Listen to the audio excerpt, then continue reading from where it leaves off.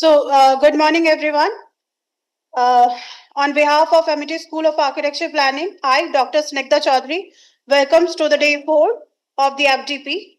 We begin today's session with on the topic of qualitative, quantitative, and mixed research methods by Dr. Satyaki Sarkar. Dr. Satyaki Sarkar is a distinguished academician and currently serving as a professor and head of the department of BIT Mesha Ranchi. With extensive experience in architectural education and research, he had made significant contribution in the field of research, methodology, and academic development. His area of expertise includes urban planning, with a strong emphasis on the integrating theoretical perspective with a practical application in architectural research. Dr. Sarkar has been actively involved in guiding research scholars, developing interdisciplinary research framework, and promoting evidence-based approaches in the architecture and built environment. Through his academic and professional engagements, he continued to contribute towards advancing research culture, innovation, and methodological excellence in the architecture education and practice.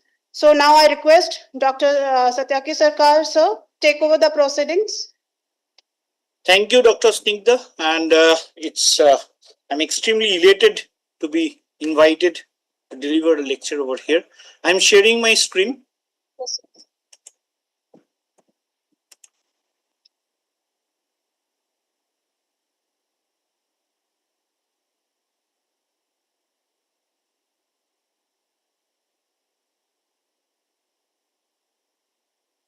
Is my screen visible? Yes, sir.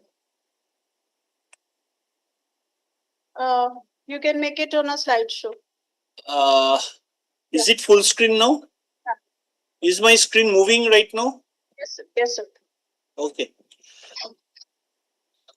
So, very good morning to everybody. At the very onset, I'd like to thank Amity University, Amity School of Architecture and Planning, Uttar Pradesh, for inviting me for delivering a lecture in the faculty development program, and with the topic of just a minute, understanding research paradigm in architecture, qualitative, quantitative, and mixed method approaches, data collection, analysis, interpretation, and tools and techniques and application in architecture research. So, architecture research is a big word, and within it embodies elements like basic research, applied research, analytical research,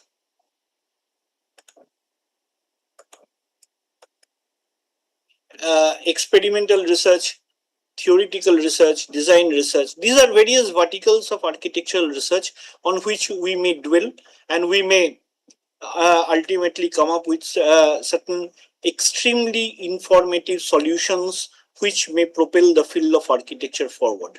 So it may also encompass computer aided research, where lots of applications of computer systems and your softwares may be incorporated. Quantitative research, in which we may apply statistical models. Qualitative research, empirical research is a very basic research, and mixed research, which may combine one or many of this. Now, a few areas where we do generally research in architecture, but it is not limited to only these areas. It may extend its hands beyond it, and it might include design oriented research, a form based research where we analyze the forms, where we analyze whether the form is contextual to its case or whether it is out of the box. It may be activity research, where people, user centric approaches may be involved in the process. Material and feasibility researches, and where we talk about materials. In fact, there are organizations in India like BMTPC, Building Material Technology Promotion Council, which does a lot of material feasibility research. We may also dwell upon the conservation related research, where we talk about buildings, how to conserve. Every case is different in the field of conservation as well as in architecture. Climate, energy efficiency, sustainability is one of the main pivots of architectural research in today's context. We may also talk about ergonomical and anthropometrical researches, where we talk about human-centric approaches, how human behaves, how spaces may be modulated accordingly. Urban design, space syntaxes, all this comes hand in hand in urban design researches. Technological research, I'll give you a certain glimpse of it, this technological research, because in the future course of my deliberation, I'll be talking about various examples of researches and how they may be conducted, and that has already been conducted. Some of them have conducted under my guidance at BIT Mishra, and there may be also a different separate field, disaster related research, in fact, that came into big limelight across India after the Bhuj earthquake, and various codes were formulated to to counteract the disaster in the due course of time, and especially earthquakes. We begin the architectural research with a problem. We try to address the problem. We identify the basic issues around which the research should revolve. And that brings us to a destination where we talk about research directions, research contents and their outcomes, and how should this research shape up. And intermediate, it is that end-to-end stitching or knitting of the fabric that we do in this architectural research. In between, we define our own problems. We try to find out a solution through various researches that has been conducted. And in fact, every research that we do across the world, that takes the body of the knowledge one step forward. That is a very important point that we should understand and we should learn. And if we are not carrying the body of knowledge forward, then the research is of no meaning. So that's why we need to select a topic that interests us. In fact, all the architectural researches are done by architects mostly, and they have been in the field for a significant period of time. There may be certain one vertical or certain verticals that that might be of interest to them, and that they try to knit and stitch together.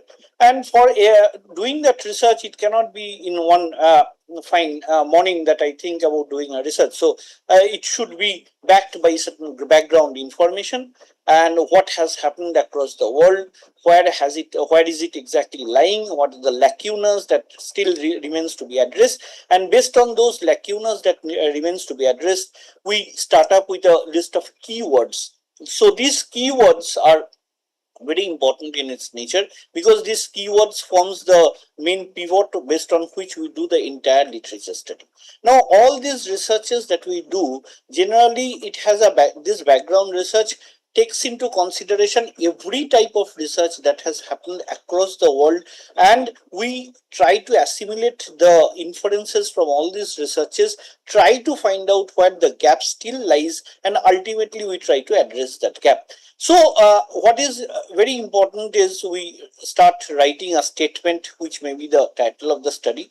And by the end of our research, we often see that maybe every word in this statement is significant. So, some words may be replaced by some other words. So, we'll come to those examples and definitions later on and discussions.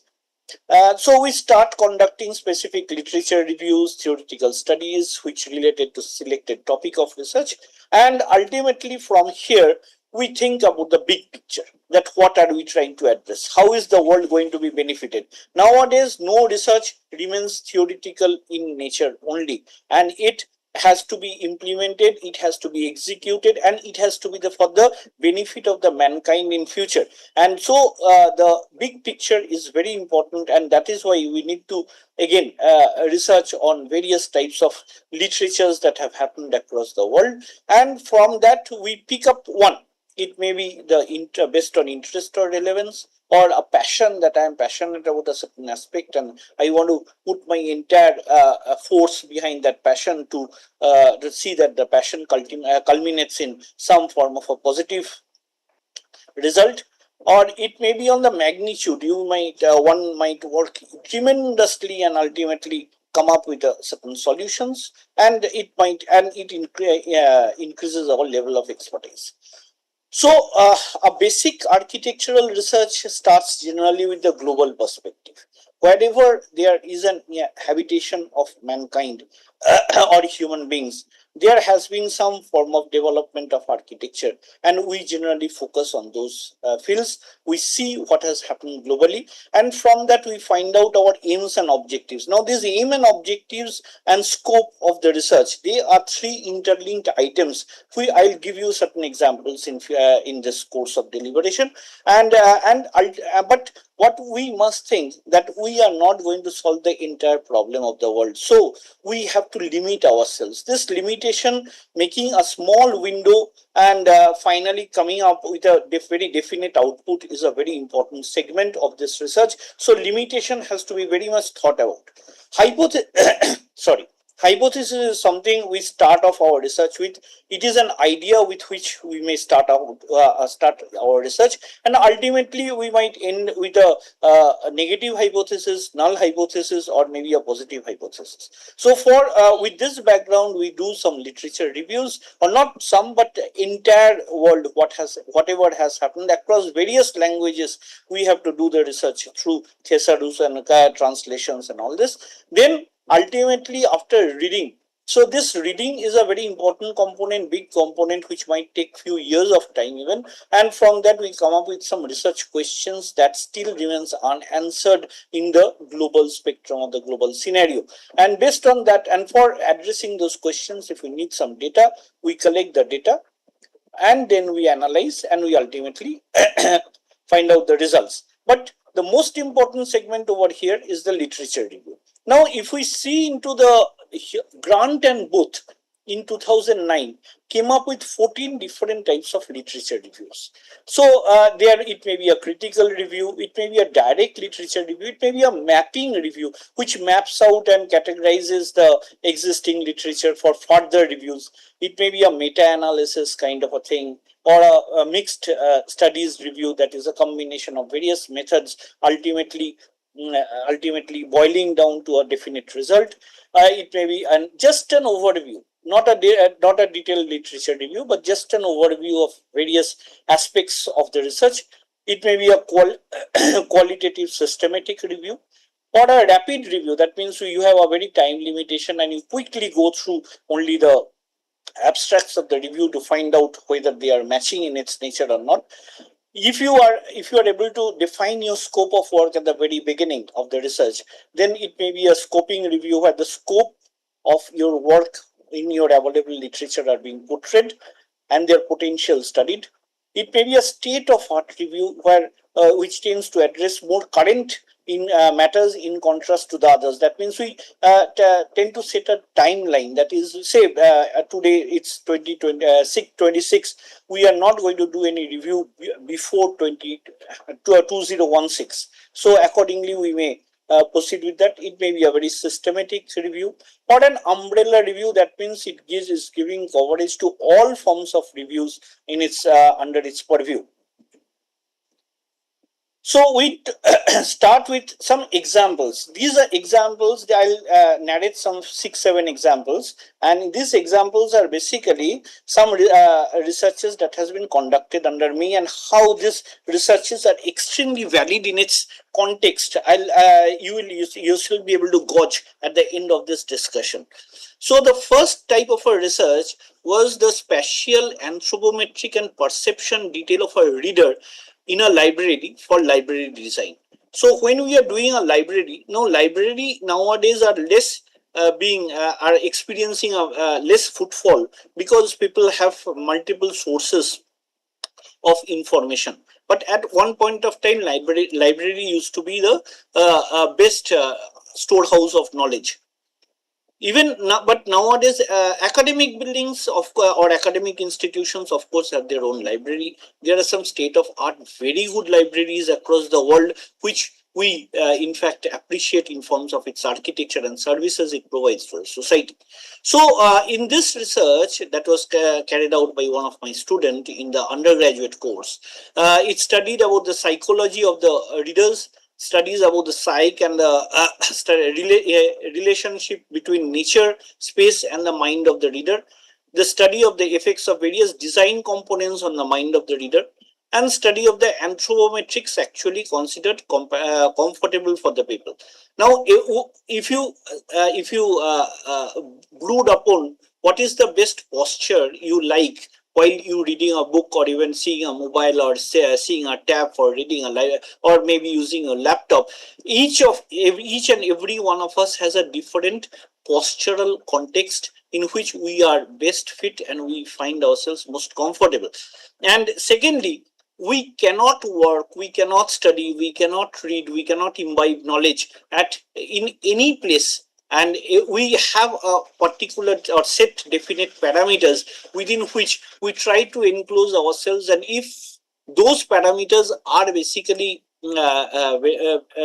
very influential and contextual for us, we find ourselves most comfortable. So that is what was studied in this library design. And or and we made a sample survey of 100 users of the library. The questionnaire comprised of 16 questions, out of which 5 were typical multiple choice questions, 9 were choice based questions with pictorial evidences, and 2 were open type questions. So in this, we consider the tangible factors like sitting, what is the type of sitting, what is the type of material on which we are sitting, the reading spaces, the texture, nature of the upholstery and the surfaces, the portions and the points of the body which face maximum pressure depending upon the various postures.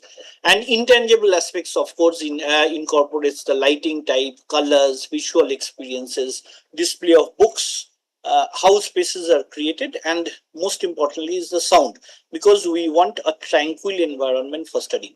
So the entire 100 goers of the library were divided into 4 different age groups. One were the teenagers, or 10 to 17, then were the mid-level college students 18 to 25, then were the working professionals 16 to 20, 40, and above 40 is a little bit senior class. And they were asked various questions like frequency of visit to the library, reading habits in terms of periods, how many days in a week or how many times in a month you read. And then these pictorial evidences are put up in front of them, that how do you feel comfortable while you read. Is it a niche or maybe a workstation for those who have a habit of reading on the systems, or is it a vast hall where you feel comfortable, or is it a very small cocoon, a secluded area where you feel most at ease, maybe a huge hall, semi private spaces open to nature. Many people are attracted by many various forms of reading spaces, and that we tried to study. And we had a survey of it, and we tried to find out which section has the highest affinity to which type of a place.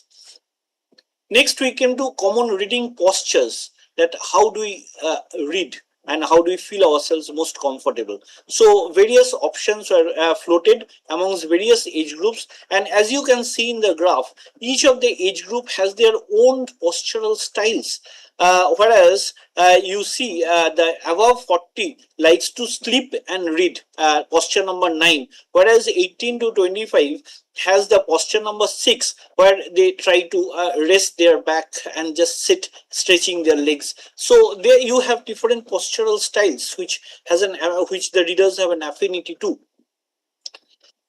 We also had a survey on the ambience and the decor of the reading spaces, whether you love a homely environment, modernity infused in it, or a art nouveau style, classical style, innovative style, or a very minimalistic where the environment does not actually disturb you and your focus remains on the book. And again, across age group, we have different styles of preferences that we saw. Color scheme: one color, mixed color, monochrome colors like in black and white, warm color, cool color, and they were also put up as a platter in front of the students, or in front of the readers, to identify their choices. And again, we see that there is a remarkable difference of choice between the teenager class, the student community, the mid-level block, and the above 40 block.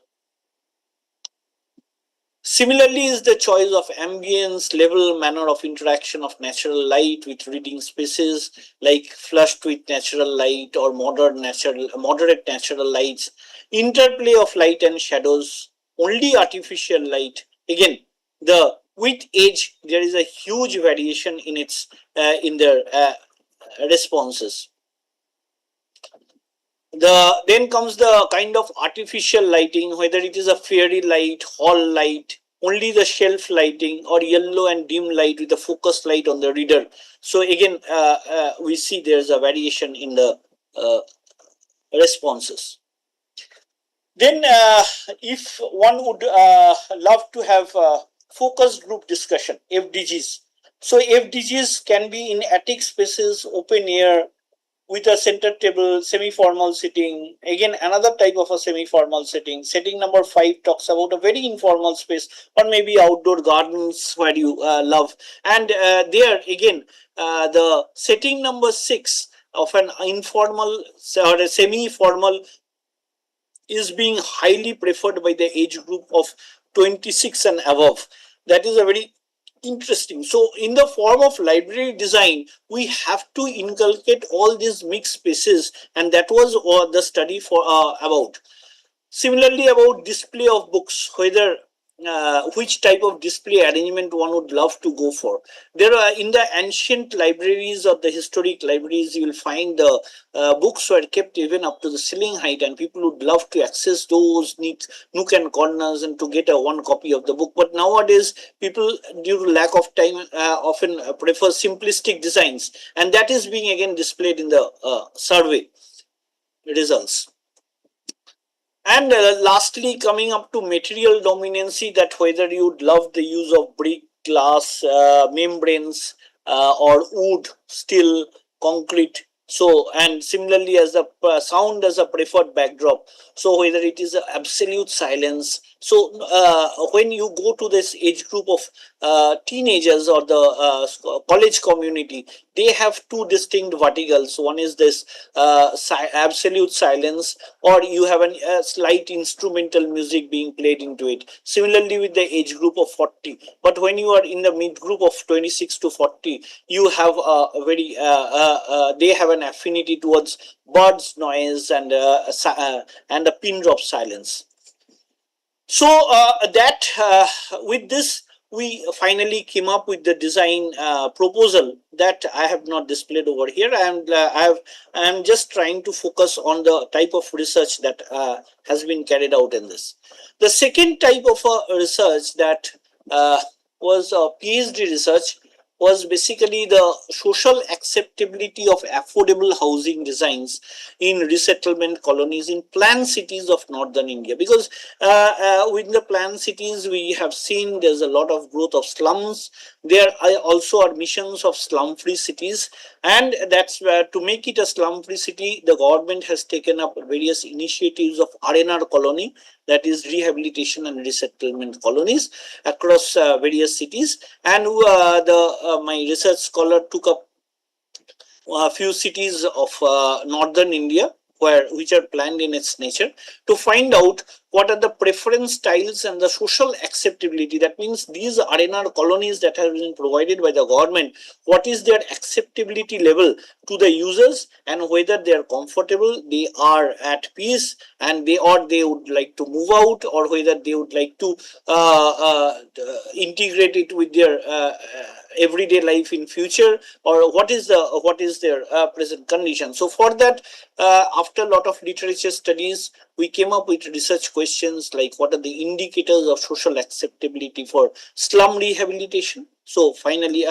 firstly in identifying the indicators, parameters and attributes, and then coming to development of a framework for analysis of social acceptability for affordable housings in resettlement colonies. So that was basically the methodology, and to form a comparative social acceptability level amongst various resettlement colonies, benchmarking was done, goal setting was done, future policy for slum rehabilitation was done, and efficient redevelopment and relocation policies were also formulated.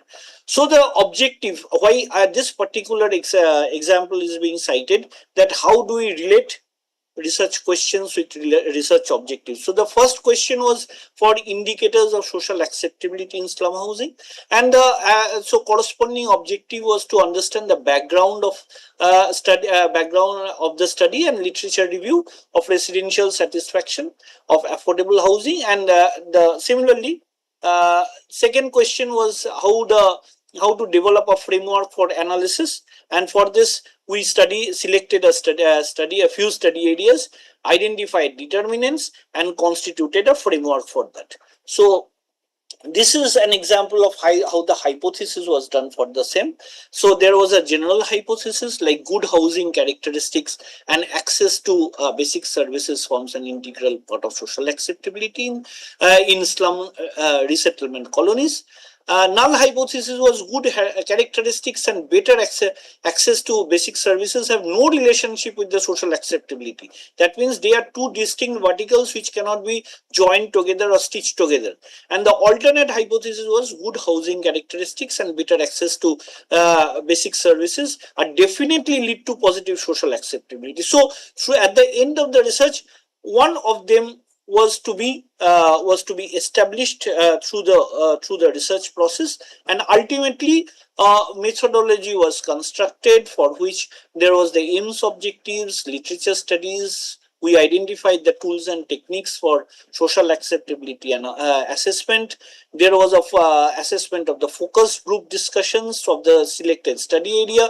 We collected data on external dwelling environment, internal dwelling environment, community environments, financial aspects, and residence acceptability level. And against that, based on the IHSDP guidelines, we did an analysis of the data processing, data analysis of social acceptability using Cronbach alpha, mean standard deviation, radar diagram analysis, and ultimately paired t-test to test the hypothesis, and ultimately recommendations were prescribed for diagnosed weakness to optimize the social acceptability for these resettlement colonies. The third example was a very different type. It was a very technical in its nature. This was also an outcome of the outcome of a BArch thesis, and in which the girl Namrata Badua, she was designing a commercial complex in Chandigarh. And as a matter of fact, we all know that commercial complexes are a hub of activities.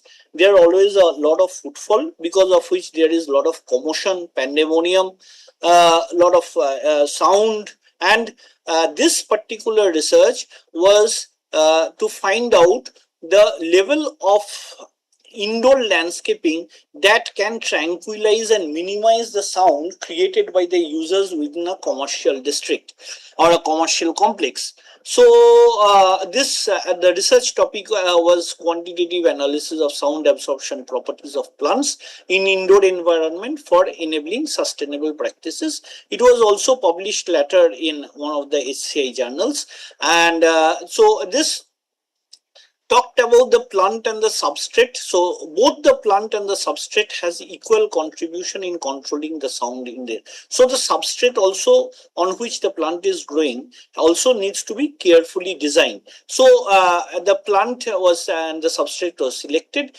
and they should fulfill, they should be able to survive without direct sunlight. Species should be able to root in the horizontal position, and plants should be able to survive in indoor climatic conditions. That means controlled temperature, humidity, etc. So 5 different species were selected. One was the green ivy, one was the fern, baby tears, begonia, and then there was the maidenhair fern also.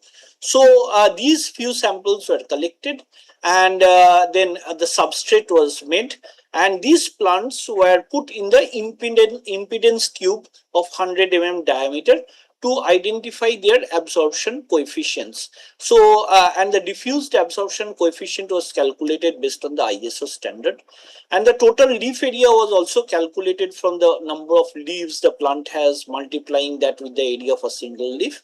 The plants were experimented through impedance tube and the absorption coefficient of a 10 cm soil substrate. The soil substrate was kept constant for all type of plants, and ultimately the decibel drop was identified and through the prescribed formula. So these were some of the data of researchers, like Maidenhaun fern has an average area of a single leaf, the total leaves of the plants, the plant height, and so what is the volume of the plant, and similarly it was done for begonia, green ivy, fern, baby tears, and the absorption coefficient of the plants were plotted, and the percentage variation in absorption coefficient for different arrangements, because not only one plant was considered, like there was a condition where soil plus 90 baby tears were planted and were tested, soil plus 90 the ferns were tested, soil plus 45 baby tears plus 45 ferns were tested. So different testings were done, and ultimately it was found that the decibel drop is calculated from the data of the impedance tube, and the result shows that a maximum decibel drop was done absorption was found for the ferns, even if begonia has a high absorption coefficient, and the soil substrate over here acted as a major absorber for the foliage. So the end result prescribed that in the impedance tube experiment, ferns and baby tears were with the prescribed soil substrate of coconut coir and all this and the normal soil were found to have the to absorb around 90% of the sound energy, with the absorption increasing after 500 hertz. So with this prescription, we went on to calculate the volume of the indoor spaces or the common areas, and putting or prescribing the required level of ferns and baby tears into that space, so as to tranquilize the environment over there. Next type of an example I'll come across is regarding the analyzing the experience in exhibition and museum spaces. So we often blindly do museum design as an architect, but what is more important is we try to identify first what are the products on display, what are the artifacts on display, how to combine the artifacts and the products, otherwise it becomes monotonous in its nature. So this research done by one of my BR student, Riddhi Sharma, recently the paper has been communicated. So that was basically finding out the optimal solution for museum artifacts display using VAS software, that is the visual attention software, and how they can be applied in the field of architecture. So for that we did lots of permutation combination in terms of how the researchers can go ahead, and what can be the optimal solution for that. And the aim of this entire research or the paper is to investigate the evolution of museum design in context of user experience, visual attention, cognition, and its impact on experience and satisfaction. So the objective was again to do literature review, analyze the role of visual attention, investigate precognitive and cognitive attentions, and provide recommendations and suggestions. So the scope of the work was largely centered around visual attention and cognition factor identification, and then the creation of iterative models and analyzing the iterative model through 3M VAS softwares, and then finding out the optimized layout. I'll give you certain examples of this optimized layout over here. So the flowchart remains as simple as we have been talking about, and hats off to this girl because she did around I would say 70 odd paper literature study for doing this, and that was huge and significant of its kind, and that left an indelible mark on this entire research. And so she identified the parameters, analyzed the role of visual attention and cognition, preparation of an iterative model, and analysis of identification of tools available. So the identified parameters from the literature were the spatial variables like the layout, arrangement, organization of architectural spaces, visual features, and architectural motifs and symbols that can influence the visual attention, environmental context, that how surrounding environment and context can guide this entire process, human factors like age, cultural background, cognitive abilities, emotional factors like visual attention and cognition, cognitive processings like the processes and the mental preparation one has to have to understand, perceive, appreciate these spaces and navigate through it, and then the cultural and social influences and technological and media influences. So that this is the first iterative model that was formed. You see in the figure some iterative models of 5 meter by 5 meter space with a height of 3.2 meter, and this vertical stand shows or represents how the artifacts may be or maybe the certain sculptures may be put over here, and how the paintings may be put over here, and the assumptions were the light, constant parameters were the light, camera angle, layout described in the central layout and the grid, materiality, texture, form, and geometry. So this contained 21 artworks and 6 display boxes. And when we see into that is the standard prescription. Now we are coming up with various case based studies, and in which we came up with uniform grid, repetition of elements, and number of elements again fixed to 21 and 6. And observation is at least a least engaging scenario creates a variation of a single parameter, monotonous and less engaging in its character. Case 2, we see that the visual glare or the visual gleams is largely concentrated in the middle, whereas at the sides it is only concentrated at the center. In the case 3, we have tried different variation of properties, where we have repetition of elements, but the color contrast and symmetry has been a little bit played into, and the increase in the number of variables and parameters, more equivalent distribution of attention came into the picture. So over here, whereas in the initial cases or the case number 2, we saw that there is largely minimal focus on the sides, but whereas in the second case we have more focus on the side walls as well as the central wall and the central boxes. Similarly, we did studies with case 4, case 5, case 6, case 7, and ultimately we came up with the solution that if there is a distributed scattered pattern and the peak attention has to be diverted into various pockets, so similarity of objects and similarity of sculptures should not be put, as it does not create a single focus, whereas there has to be a variation in depth, size, and as well as the size as well as the structure of the elements that are being displayed over here.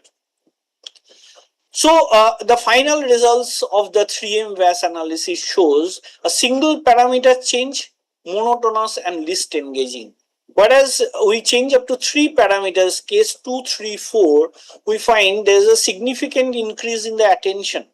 Whereas in case 5, 6, 7, where the changes in 4 or more parameters, more visual complexity, more engaging, more even distribution of peak, and that is a very amazing thing, and that is actually led to the design of this entire museum spaces, and where we ultimately figured out what element or what artifact or what sculpture to be put where, and ultimately we displayed the walls accordingly, and that was very unique of its kind.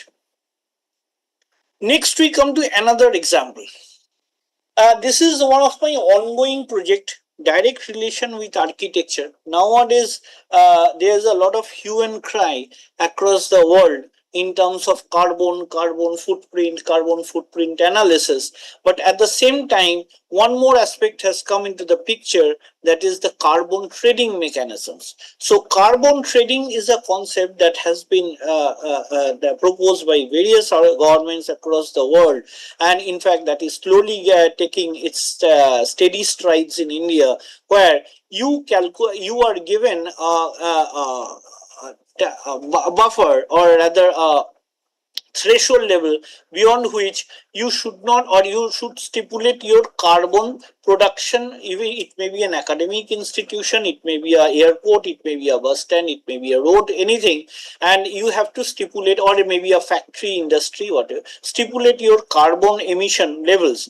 And if you are able to stipulate, say the carbon threshold level given for an organization is 80, and if you are able to generate only up to 40 through measured documentation, so yeah, the rest of the 40 units you can sell, and that is, and earn money, and that is called the carbon trading mechanism. So the project that we are currently doing has not been done in any of the academic institutions in India. Is what is our carbon sequestration level, what is our carbon benchmark, and how much we are producing, and if it is a carbon negative. Right now it is an ongoing project, so we are yet to reach the result of being negative or positive, and through that we can go for ETS, that is emission trading system or carbon trading system. And in fact our academic institution can financially gain out of that, and that can create a hallmark of our own, that we are negative carbon, if at all it comes at the end of our research. So that has been funded by an organization from USA. And in fact carbon trading, as I was telling you so long, had been is we are buying and selling carbon credits, and so any factory which may be producing more carbon, we can sell off that carbon to them, and against certain amount, and so that the entire carbon sequestration, entire carbon production across a certain, within a certain domain or within a certain region remains constant. So those who are producing less can sell off the credit, and those who are producing more can buy those credits to ultimately normalize the entire carbon scenario, the carbon footprint of a region. So for that we have come to three different scopes, and first scope is the direct emission, like the campus owned vehicles, diesel generators, labs, workshops, ACs, refrigerants, etc. Indirect generations like electricity usage in classrooms, labs, hostels, etc. And other direct emissions like student and staff commuting by car, that's occasional, not throughout the year. Buses, procurement of goods, uniforms, books, electronics, food production, waste generated, emission of small scale, etc., etc. So based on that we did a methodology flowchart, and in which we talked about carbon the data collection, and then carbon emission profiling, emission inventory, metric calculation, trading and impact assessment, footprint benchmarking, and then sustainable framework development, validating and pre-proposing and categorization, selecting analytical tools, ultimately a model generation, and finally comes with recommendations and prescriptions. From this we go to the sixth example. This is a recently completed project of Indian Council of Social Science Research. This has some part of architecture, heritage in it, and it largely talks about innovations and social entrepreneurship, socio-economic development in heritage towns. And so the town identified for this was Bishnupur in West Bengal, where we did some data collection through the data collection through primary and secondary survey, and we listed down parameters. We identified we did the analysis based on 4 different verticals. One was the AHP process we incorporated, then we did the PCA, that is the principal component analysis, Spearman correlation, and lastly the weighted index. and the outcome, and then further we did the structural equation modeling, and the development, we developed an interface model of through computer programming to assess the socio-economic values, social innovations, and entrepreneurship development, and identification of sectors of investment, anticipated results. So entrepreneurship has to be boosted. For that, what the government needs to do, what the local people needs to do, how the social structure needs to be revamped, how the social innovations needs to be boosted. So all these were the prescriptions. We have completed this project. So moving ahead from these examples, I'll just share with you certain funding agencies that funds in India. Many of you may be aware of that. There are DST, and under DST there are various verticals like STRI, that is Science and Heritage Research Initiative, STI, that is Science Technology Innovations, EMF, Startup Research, and then there is also ISRO funded projects also there under Respond Basket. Then you have UGC MRPs that are often floated. Azim Premji Foundation often comes up with different call for proposal. NIUA, National Institute of Urban Affairs, Council of Architecture nowadays are funding projects. Kamraja Institute of Education and Research also funds projects. There are many CSR organizations that funds projects. Then Building Material Technology Promotion Council, Ministry of Urban Development, Rural Development, Panchayati Raj, all of them are funding projects. There are also global fundings. There is RIBA who fund projects, that is Royal Institute of British Architects, FARS, that is from the University of Glasgow, funding for urban and regional studies. There is Arnold Barner grant, Graham Foundation grant, funds for innovative climate and energy research, Green Climate Fund, SAH Fellowship and Grant, Graham Foundations, and then there is innovation in research funding from the housing, or the housing part, Habitat and Humanity Funds, Sustainability Research Grant of the US, and environmental research and educational grant. So whenever one is doing some researches, it is very important to write the proposal correctly. So in this writing of the proposal, what comes first is identifying the challenges and the constraints that that particular proposal is, or the area of the proposal is facing currently. And then we go on to describe the proposal, including a flow diagram, some of the glimpses you have catch hold of in the previous, in my presentation. Objectives needs to be very brief and very strong, that what our objectives are. And as also nascent projects are not being awarded. So we have to have a preliminary investigation done. Some data needs to be shown, after which we are only going to be awarded with projects. There are also S&T components like science and technology component is a very important integration. Only theoretical researches does not end up getting an award.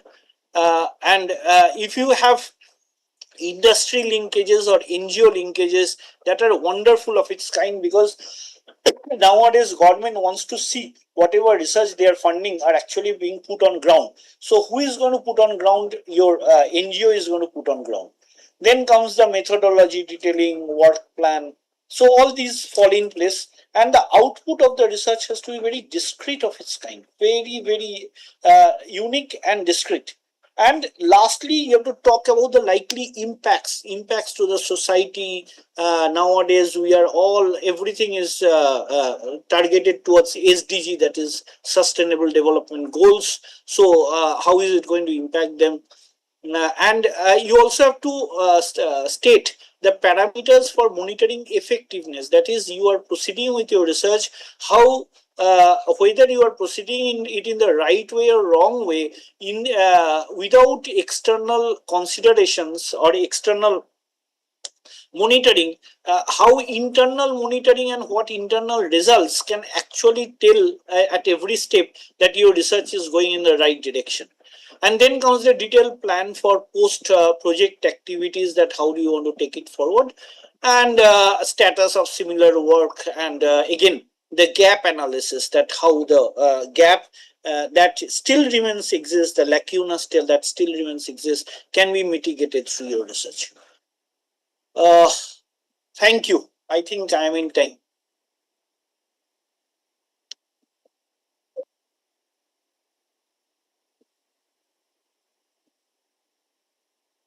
If you have any questions.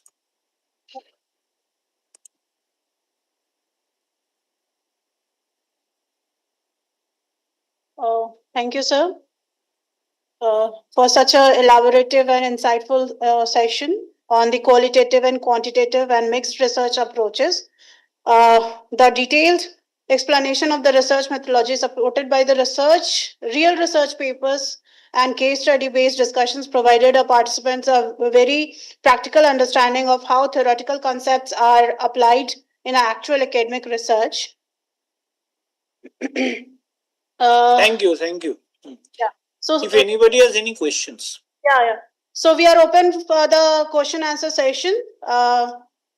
Participants, please unmute yourself and speak. Ask any queries you have. Hello. Yeah, you are audible. Yeah, sir, this is Vikas Nimar. I am currently pursuing my PhD on a topic that is a framework for assessing the impact of neighborhood green spaces on the price of residential properties. So it's actually kind of a hypothesis where I know, I understand that there is a huge impact of green spaces on the property prices. So I just wanted to know, like you mentioned, like you said that the structure of thesis, and one of the point is hypothesis. So hypothesis is that there is an impact of green spaces on the prices. So I just wanted to know, in kind of PhD thesis, is it possible that the outcome may be a null hypothesis? Absolutely, absolutely. This hypothesis is just an idea that you start off with the research, and your entire research might de-establish the idea at the end. Okay. So there is no harm, and in fact you have to quantitatively establish your hypothesis, that whether it is a null hypothesis or alternate hypothesis or the main hypothesis that you have come up with. So you can do it with PRT test, Cronjbach alpha, and all this. Okay. ठीक है. Thank you, sir. Okay, thank you.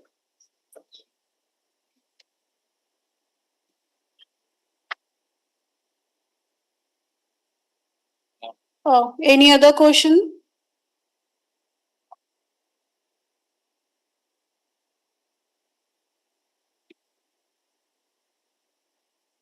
Hello, good afternoon, sir. Am I audible?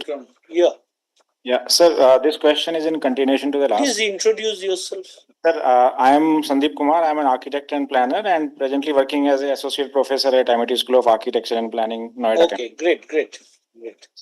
Sir, this question is in continuation to the previous question only. Since you mentioned that the hypothesis which we started with can also be proved as a null hypothesis. Absolutely. So, sir, in that case, the objectives which we have taken or the potential research outcome which we were expecting, it would be turned down, right? It would be coming. Not necessarily. Not necessarily. Your objectives that you start off with has some sort of a linkage with hypothesis, but at the start itself, if you talk about three alternative hypotheses and proceed, so one of the hypotheses is going to be substantiated at the end of the research. You are not going to start off with one single hypothesis. Right. So, sir, our hypothesis, if it comes as null, then our proposals can be supporting the same way, that there is no correlation or there is no impact. What we start. Generally, it is very difficult to prove something as null. So some sort of coherence will be there. Some sort of coherence I expect. If at all it is null, then fine. Then you actually open up a new avenue of research. Yes, sir. So, sir, in architectural or social science domain, it might be very difficult. Maybe for applied science, we may find absolutely null hypothesis. Maybe. See, it purely depends upon your field of research. Right, sir. Thank you, sir. Thank you for elaborating. Okay. Thank you.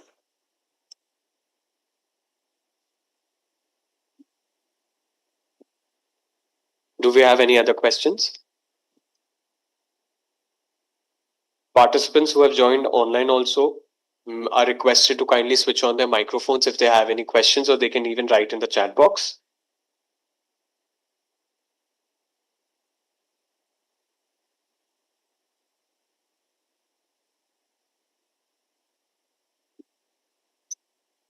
Thank you so much, sir. I would like to take this opportunity to thank Dr. Satyaki Sarkar sir for such an insightful and evidence-based approach in your presentation on understanding research paradigms in architecture, qualitative, quantitative, and mixed method approaches, data collection, analysis, and interpretation. It has given us a comprehensive understanding of how research in architecture extends far beyond design alone. The discussions for all participants, I would like to tell, highlighted that architectural research today is interdisciplinary, evidence based, and globally connected, responding to issues such as sustainability, urbanization, climate resilience, heritage conservation, housing, technology integration, and user experience, etc. The session also effectively clarified the foundations of research, beginning from framing a research problem and identifying gaps to selecting appropriate methodologies and interpreting findings meaningfully.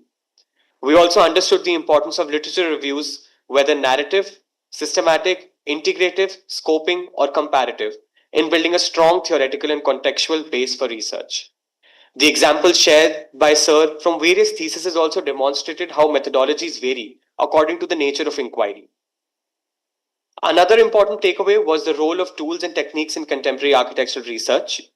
The session reminded us that good research is not only about collecting data, but also asking the right questions, selecting ethical and suitable methods, and producing knowledge that can influence policy, practice, pedagogy, and future design thinking. We sincerely thank you, sir, for simplifying complex research concepts with clarity, relevance, and practical examples that will certainly guide researchers, faculty members, and students in developing a stronger and more meaningful academic inquiries. Thank you so much, sir. Thank you for providing the opportunity and wish this FDP a grand success. Thank you. I am logging out. Thank you, sir. Yes.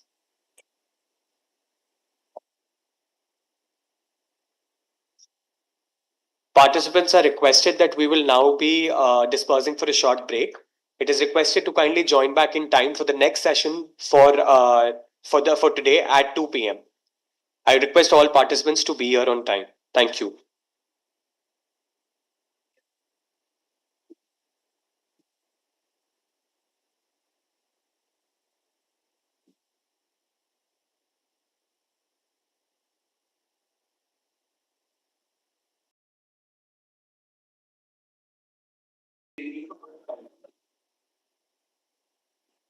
And good afternoon, everyone, and welcome to the fourth. Good afternoon, everyone, and welcome to the fourth day of this FDP.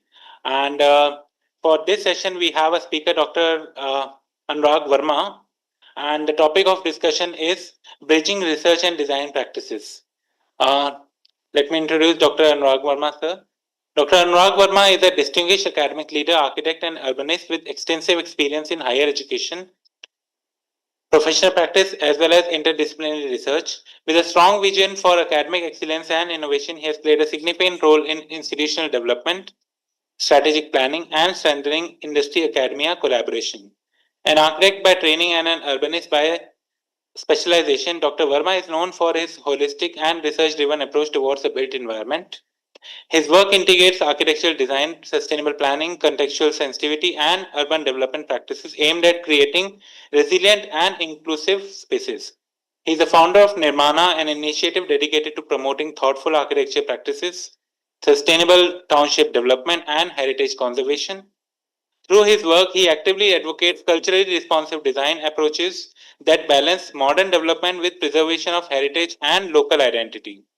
Dr. Verma's academic and professional contributions span areas such as urban planning, sustainable architecture, research methodologies, innovation and design practices, and interdisciplinary collaboration. His expertise and leadership continue to inspire students, researchers, academicians, and professionals in the field of architecture and planning.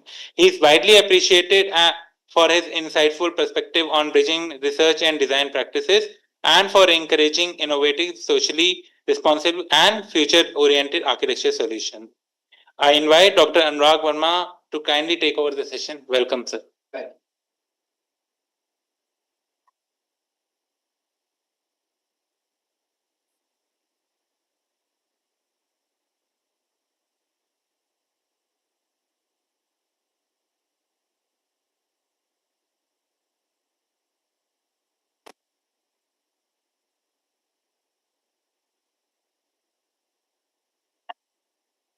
I need to stand here. I can keep on moving. Sir आप move कर सकते हैं बस change करते समय आपको Right. Go ahead. मैं कुछ change. हाँ. अगर move करना है तो mic चाहिए होगा. And ये change करने का नहीं कुछ.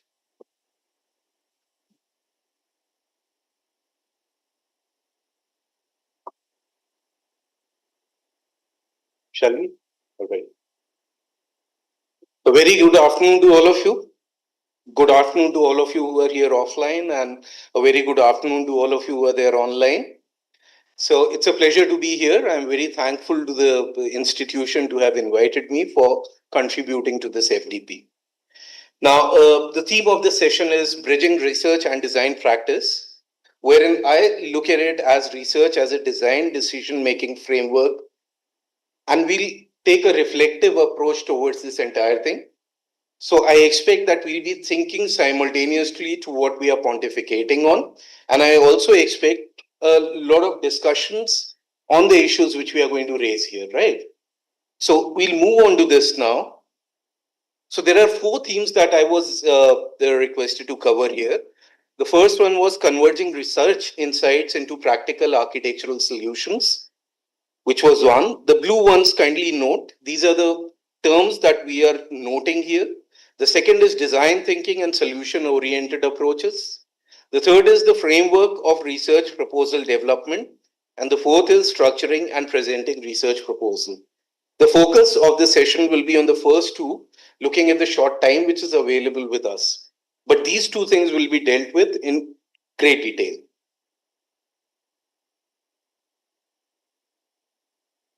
So now we start looking at this, the first one, converging research insights into practical architectural solutions. So if you would have noticed, we are using multiple nomenclatures, multiple words over there.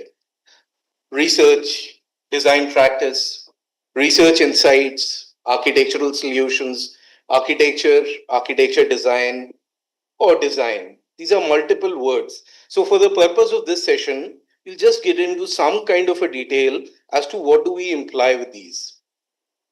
So what is research? What is design practice? What is design thinking? Is architecture different from architecture practice? Is design practice analogous with architecture practice? Do you think these questions are valid, or are there any other questions which you have in your mind once we look at the theme of the presentation of the session? Bridging research and design practice, research as a design decision-making framework, and we'll be reflecting on these ones. Are these questions valid? So what do we understand through research? What is research? Simple words, simple. Systematic. Can we have random research? No.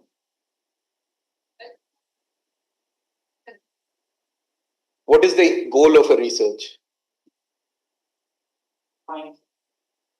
To find information, is that research? Does all research lead to innovation?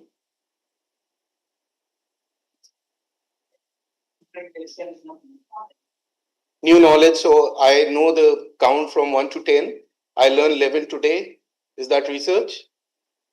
For how many of you would have done PhDs? You would have done it, right? And a few of you would be enrolled in that, right? We say a measurable contribution to the domain of knowledge, right? But we don't know the metric. It depends on individuals, guide to guide, institute to institute. I think we all understand this, all of us who are involved into research, isn't it? Okay, so let's go by the words only first. Detailed study of a subject, especially in order to discover new information about something or reach a new understanding of it. The second is a careful study of a subject, especially in order to discover new facts or information about it. I trust that you've already had a session on research, wherein the definitional aspect has been taken care of, wherein all these things about this being a systematic inquiry, and there are different quotations by distinguished researchers about what research is. And I think you would have already gone through that in an earlier session.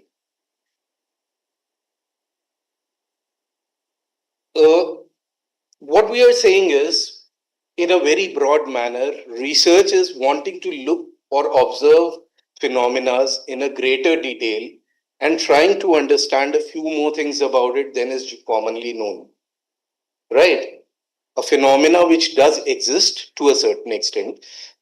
What can a phenomena be? A phenomena can be that maybe the climate is changing here, maybe the vegetation is of a particular type on a street, or any phenomena that you observe in nature. You get into some details to try and understand as to what are the reasons underlying that and what does it lead to. So it's a kind of a continuum. That means whatever you're wanting to research or you think is the process of research will be building upon a body of knowledge which already exists and wanting to find something new. Now, you all would understand this. For the purpose of this session, I think we are keeping it simple. We are not getting into all those characteristics of research as to what does it mean, because the objective here is to bridge the gap between the research into some tangible architectural solution. And please remember, architectural solution, obviously, because we are faculty members of the domain of architecture, right? The second thing is, there are different aspects of research, different scales of research, different methods of research. You all understand it. So I think these are the key words which we are addressing once we are talking about research. There can be many more in addition to this, but at this time, it's generally these kind of things: exploration, investigation, groundwork, probe, inquiry, scrutiny, study, analysis, examination, experimentation. Do you think, because we are architects, case studies are research? Once we do case studies, is it a method for research, of research?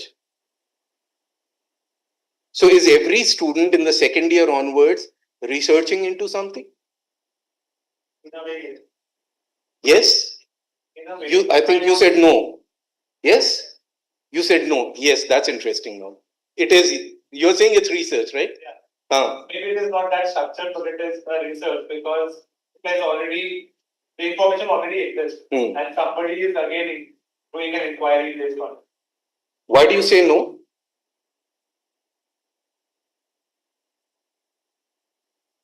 All right. So is research a noun or is it a verb? Both. So if there is a second year student, he knows counting, second year nahi, a student who knows counting up to 10, but he does something and he learns 11. Is he enacting a process of research? Is research about learning or is it only about contribution? Learning? Learning and contribution both. So contribution can be tangible or non-tangible. We were saying it needs to lead to tangible architectural solutions, right? That's what we were saying.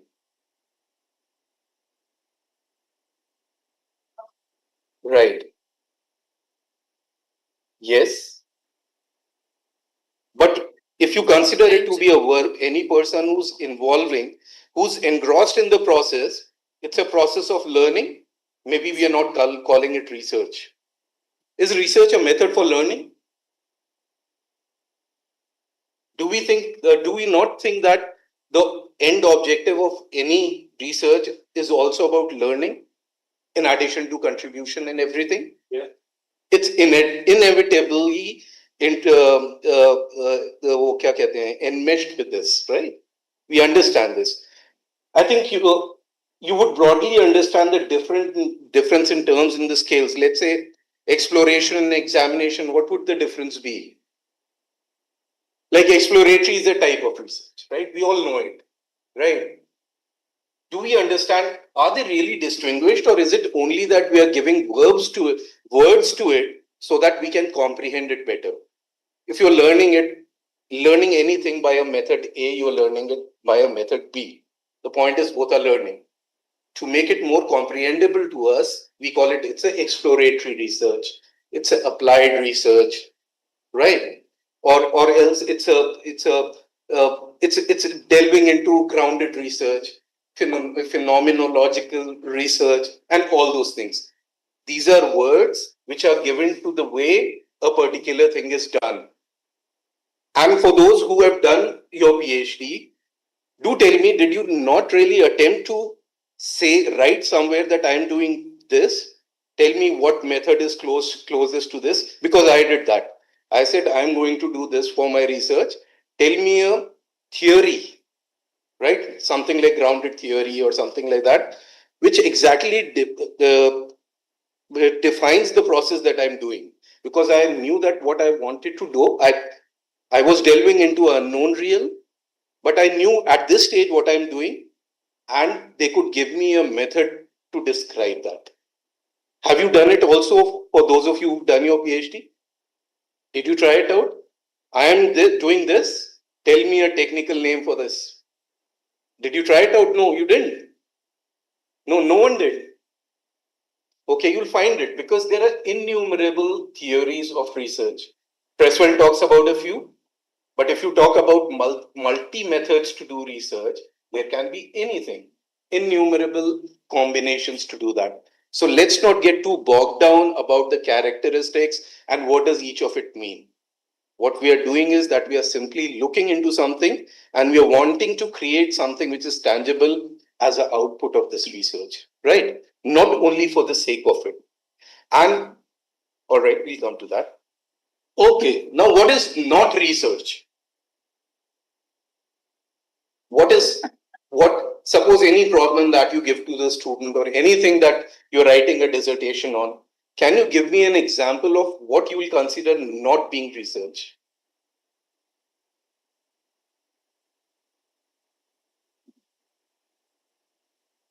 If we ask them to describe something which they have experienced, that can be just a shared description and might not be a research.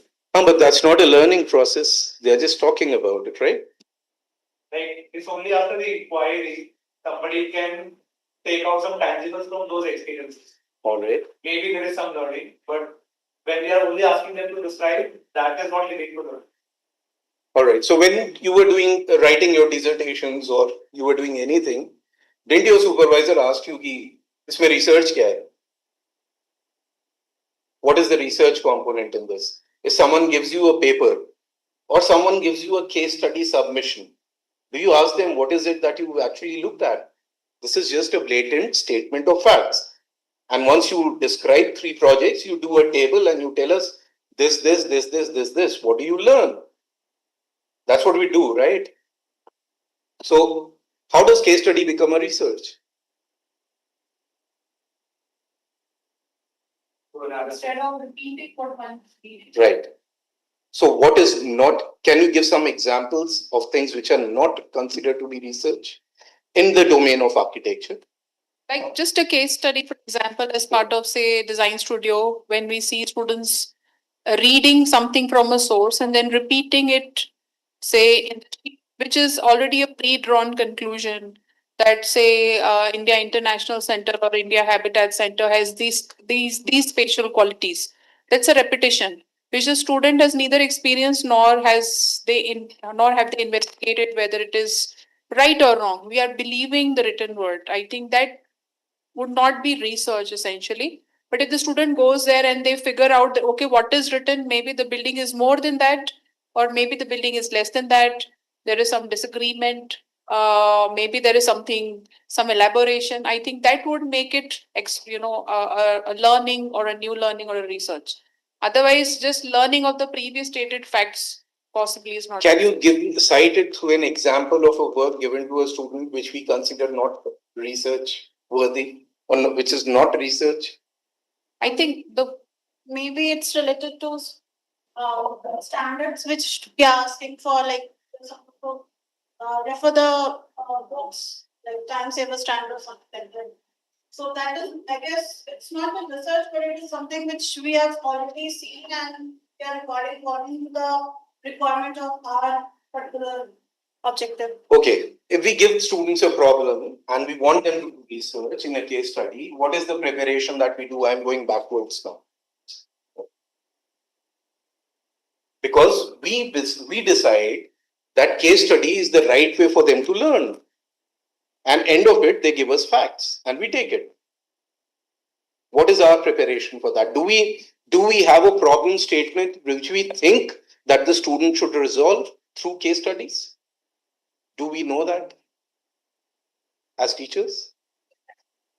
The case study, because Who does decide upon that? of course the teacher or the person who's assigned. Do we tend to know that beforehand? Yes, because only then you assign the case study, because you want certain So, aspects of something yes. to be studied. So going through your experiences, tell me something that you thought was really good, didn't work out. You're getting it? Because half the time it's procedural for us. Stage 1, site study. Stage 2, so it's not about teaching learning. I'm not getting there. I just wanted some live examples. I'm wanting to extricate it from you. Live examples so that we can decide whether it's research worthy, which can be converted to an architectural solution or not. Because solution anticipates a problem, isn't it? If you're wanting, let's say if we are talking about low cost housing, we know the problem. If we are talking about a hospital design, do we know the problem? If we are designing a hospital, we are asking the students to design, let's say, Otis hospital. What is the problem they are expected to solve? And if they're not expected to solve a problem, why do we get them to do a case study? They can start designing a hospital. So you're getting at my point.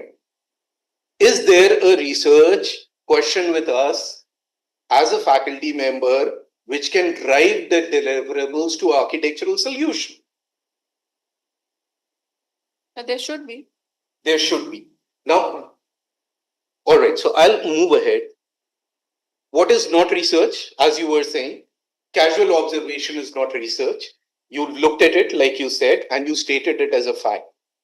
I think, like, we are all big people. नहीं तो आज महल अच्छा नहीं लग रहा है. So fine, this doesn't count. Information gathering without purpose doesn't really count. Speculative discussions doesn't count. Routine activities, recreational pursuits, or summarizing existing knowledge of phenomena. Like you said very well, it's exactly that which is not research. Most of the time, the case studies that we get from the students are not in a researchable form because the critique is not there. Why? Because the learning hasn't happened and we don't even know whether the case study was correct or not. I can give you examples wherein we failed, wherein the students are expected to do work on a FAR of 2.75 and we are getting to do them to do a case study of, let's say, Asian Games Village or some old apartments wherein the FAR was not greater than 0.9. So the case study selection needs to have an objective and the objective needs to be in sync with the curriculum. What are we wanting to do? Isn't it? So, all right. So this was one, research. The second thing is, what is a design practice? Now, how does design practice come into this, architectural solutions? Why are we talking about design practice? You kind of answered it because whenever we are designing, we will always have a problem in hand. And to get to, we'll have some research question, or maybe we can have not just straight away start designing because somebody might have solved that problem earlier. So we would want to also understand what is established in the design practice, how these problems have been attempted before, and it's again research. We are searching upon a topic which has been already written. Where is this design practice originating from? Matlab, we are talking about architectural solution. I was given the schematic of design thinking, right? So where does design practice come in? How does it measure against architectural practice? By measure, I mean, are there overlaps? Are there digressions or diversions, or else there are differences?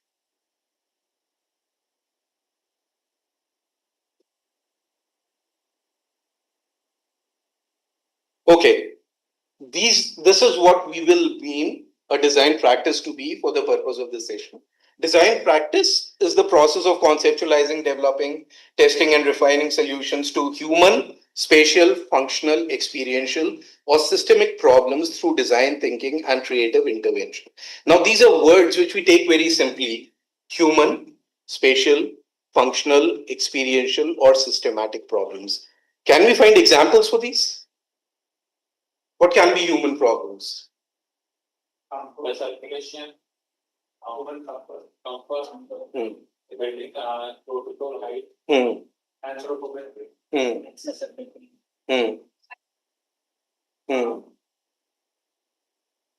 Response. All right. Spatial.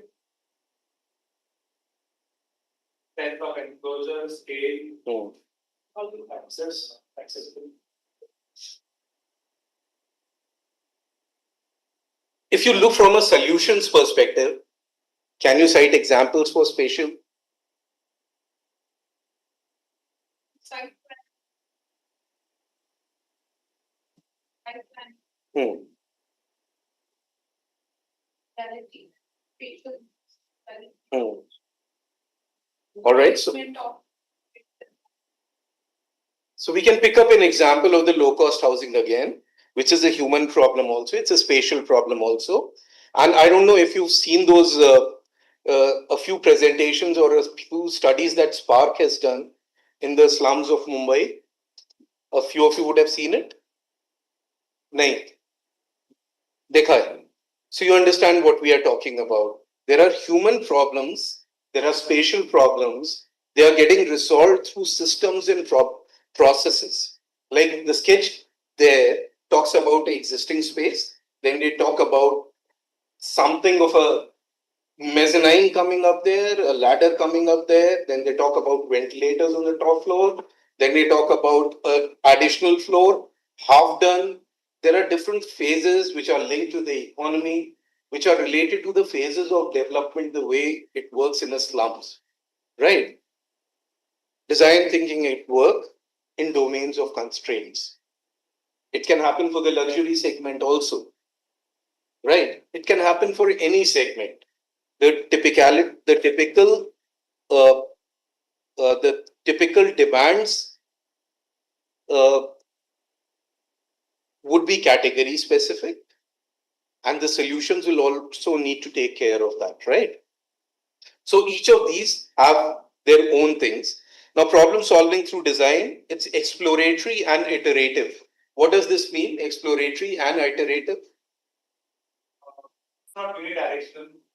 When we say iterative, it goes back and Can you cite through an example? like in the design process, when we are giving any kind of a solution, we can maybe do some, I would say we would test out the solution maybe through some kind of simulation or anything, and then we would want to optimize or we would not want to work out our efficiency. So we'll go back and then work it out. Right. Okay. And the outputs can be included, outputs can be many, including concepts, systems, experiences, products, spaces. Is the difference between these things clear?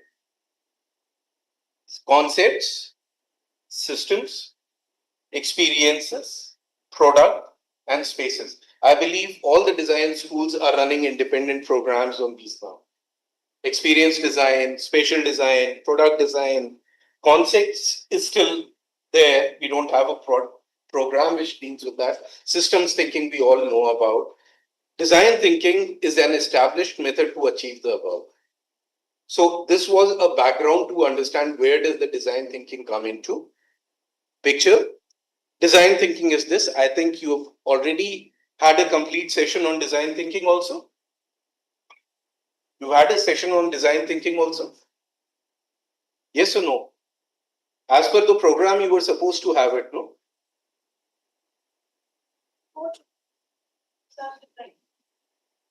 Are we sure on this?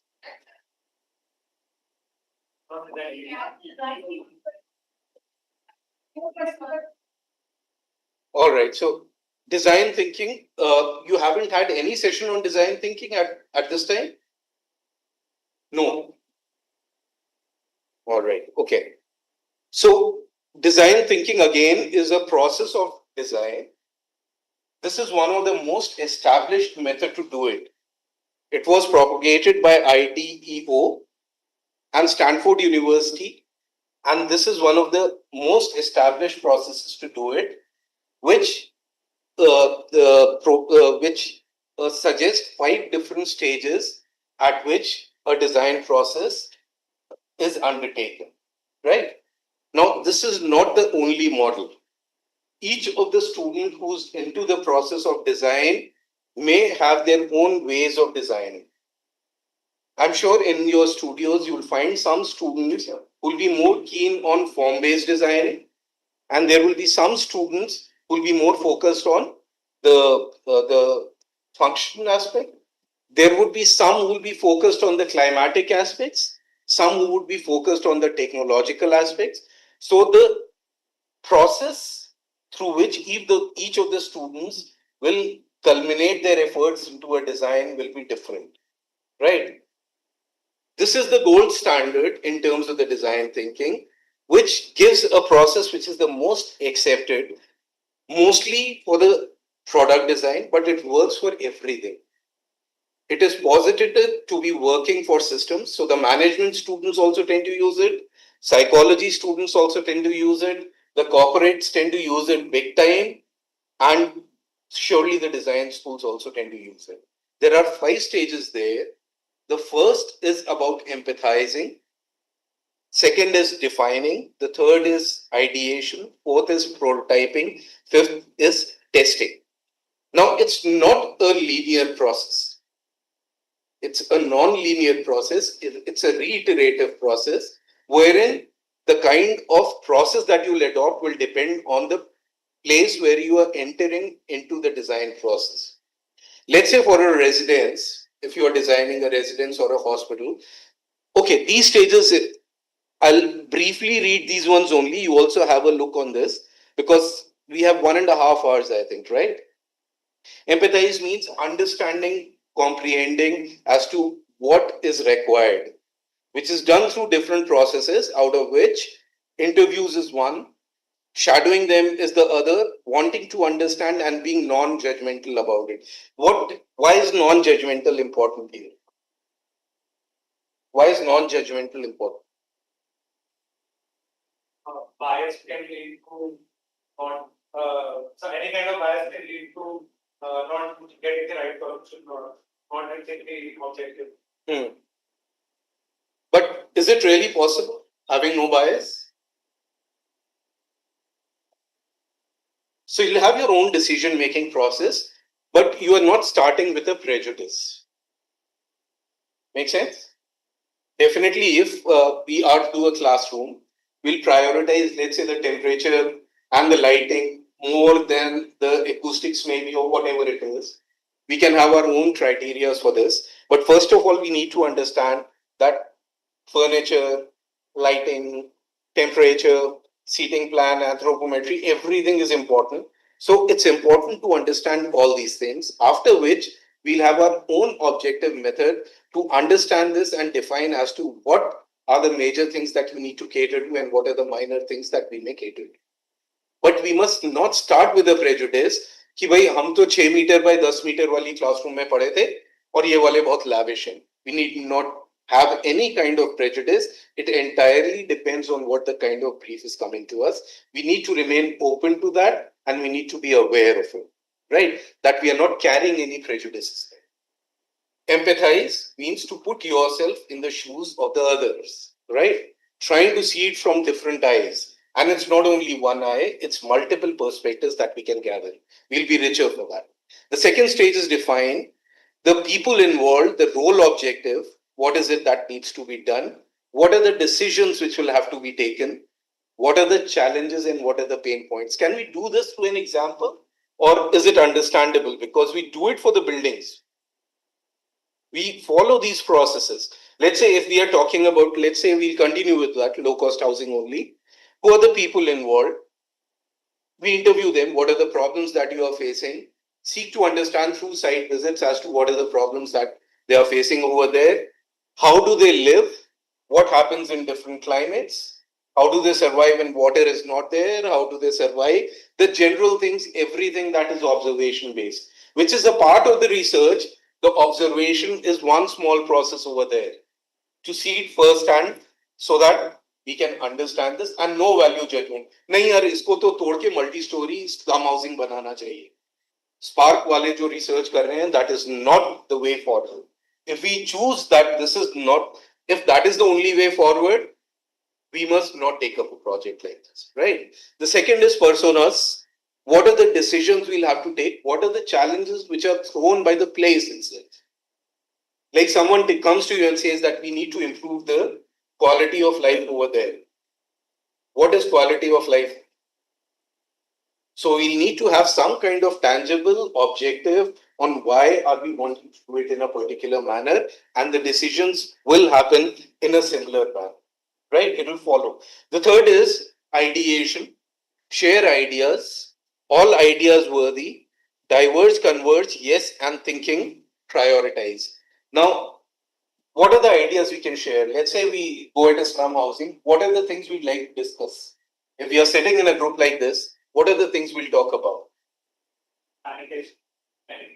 Amenities. And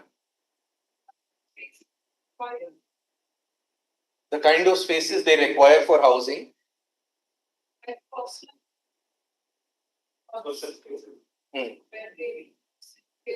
Maybe within a family itself, like maybe are used for other kind of housing, like as an idea exists, you just understand the feature, like one of these they are used, point maybe. And just as one more participant to this discussion, how will I know that what are the kind of spaces they require? Okay. What? Asking what? Thinking about the existing way of living. That we've seen. And how they like it to be. What are the changes they put to see? Actually, that is a problem because all the people may not be able to describe what is. Do we think their requirements are different than our requirements? Expectations. And needs? They're different? Might be expectations. And the resource utilization. I'm asking this because we have just talked about challenges in the pain points. We know we are intervening there. Maybe we are just not designing. Maybe we just need to improve the livelihoods. Livelihoods, the living, the quality of living, right? We know how people live. Do we know how people live, or we don't know how people? We know how we live. We know how we live.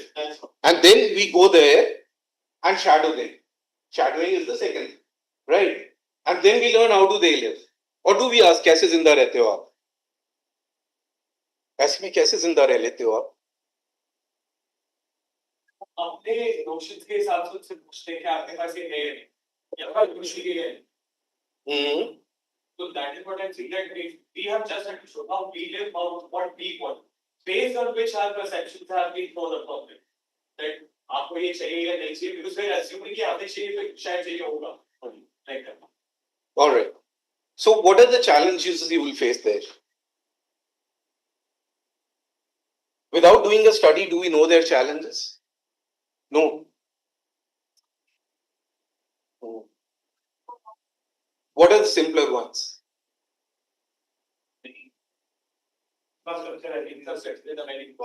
Okay. So hygiene is one. The first things first. Hygiene is one. कि साफ सुथरा तो हो जाए. उसके बाद some kind of a process design so that it remains like that. Right? I'm just thinking loud. I haven't done a research on this. Right? Something which happens. Now, if there are no amenities, we'll observe that there are no schools there, or else there are no shops there, or something like that, we'll observe. We'll also observe whether there's a regular water supply there or not, right? And things like that, which are imperative to understand for a day-to-day living.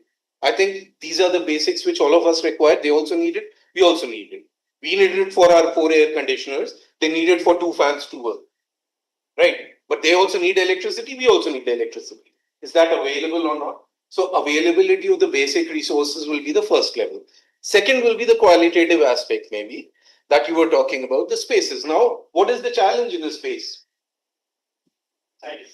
Size. We know that in slum house, we know that we cannot expand horizontally. So what do? I think we've seen that project by Samik Padora, which he's done somewhere in the Mumbai slums. Have you seen it? Any one of us? No? See that he's tried it out, and see those researches by Spark. Okay. Now, what is the problem they'll face? Now, suppose we decide that they can draw vertical. What is the problem then? Are there any challenges? We are discussing it now. यार करें क्या? जगह ही नहीं है. Mezzanine wouldn't have been there earlier. I think if you've seen some movies also, movies में there's some kind of a forecourt जहाँ पर वो रहते हैं पूरा दिन, वहीं पर cooking हो रही होती है corner में. It's just an open space, and then there's the mezzanine, जो गली बॉय movie में था. There's the mezzanine, there's something, and there's someone ladder. It's a ladder. There is living upstairs, and there are ventilators at the top level. It's very well documented in the Spark documentation, right? Now, then, how do you expand? Okay, now you expand, then where does the money come from? Who gives the money? There are no free lunches. So, what happens then? So, all these challenges, please.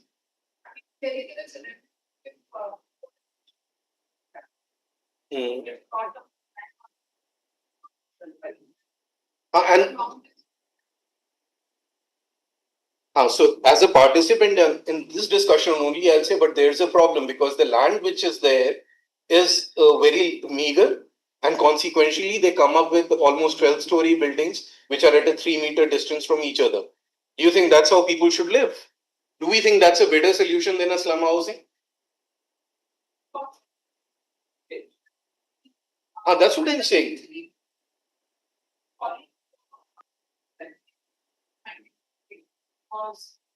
How they vote, they are affordable to them.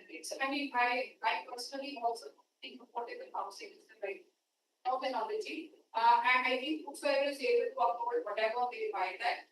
And if others think at the government classification, if any classes living in high rise, so we have a preconceived notion that the slum dwellers cannot live in a high rise. If the issue is about maintenance of the box days, that I can understand as a problem. But to notionally reject the idea that they cannot live in a high rise, I think is a problem, because then we are bringing our biases in that slum dwellers should live in a situation where they should be in a low rise, compact density setup. But everybody else is living in a high rise. So why not them? If you would have listened, I was saying 12-story buildings 3 meters away from each other. That was a problem.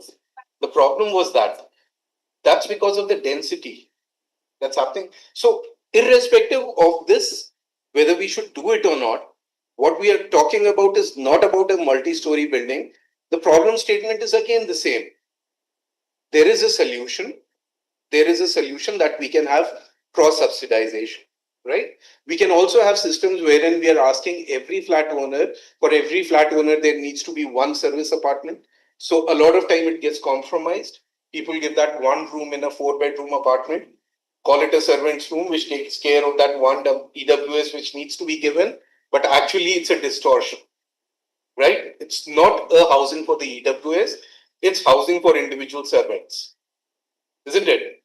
So there are different nuances to that, but these are the issues that we'll start discussing once we get on table after doing a site research or a site study or an observation. So we know a few solutions through the literature, and we also know the problems. So we are not taking stances, we are not giving prejudices, as you rightly pointed out. If I'm saying they shouldn't be able to get the 12-story buildings, yes, it's wrong if I'm carrying that prejudice. I'm saying this longitudinal building, which is about, let's say, 50 or 40 meters longitudinally, 12 stories high, that having another building right next to it, and a front and a back conflict, एक का front दूसरे का back, that kind of a situation. So that was coming from a typical example which has already happened. So it was just to elicit, to cite an example for this, right?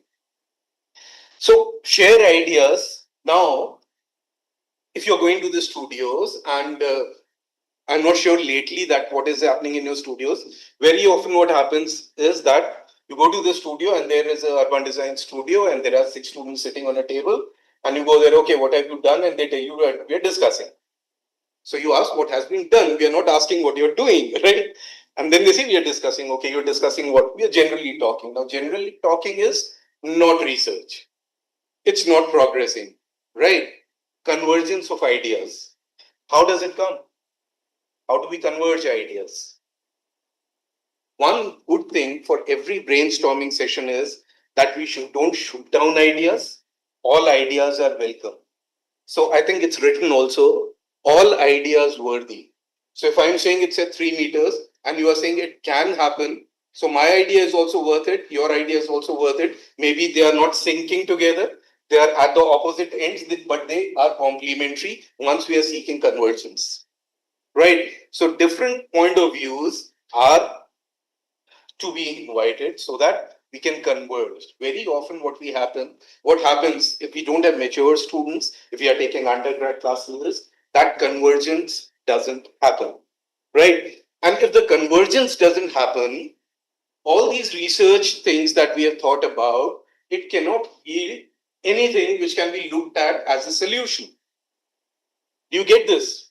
We can get something, we can carry, let's say it's a 4-month exercise. We can continue with all those beautiful presentations for 3 months, but for a problem which is that complex, that it needs a study for 3 months, you give 20 days for doing a design. Do we think that's an architectural solution?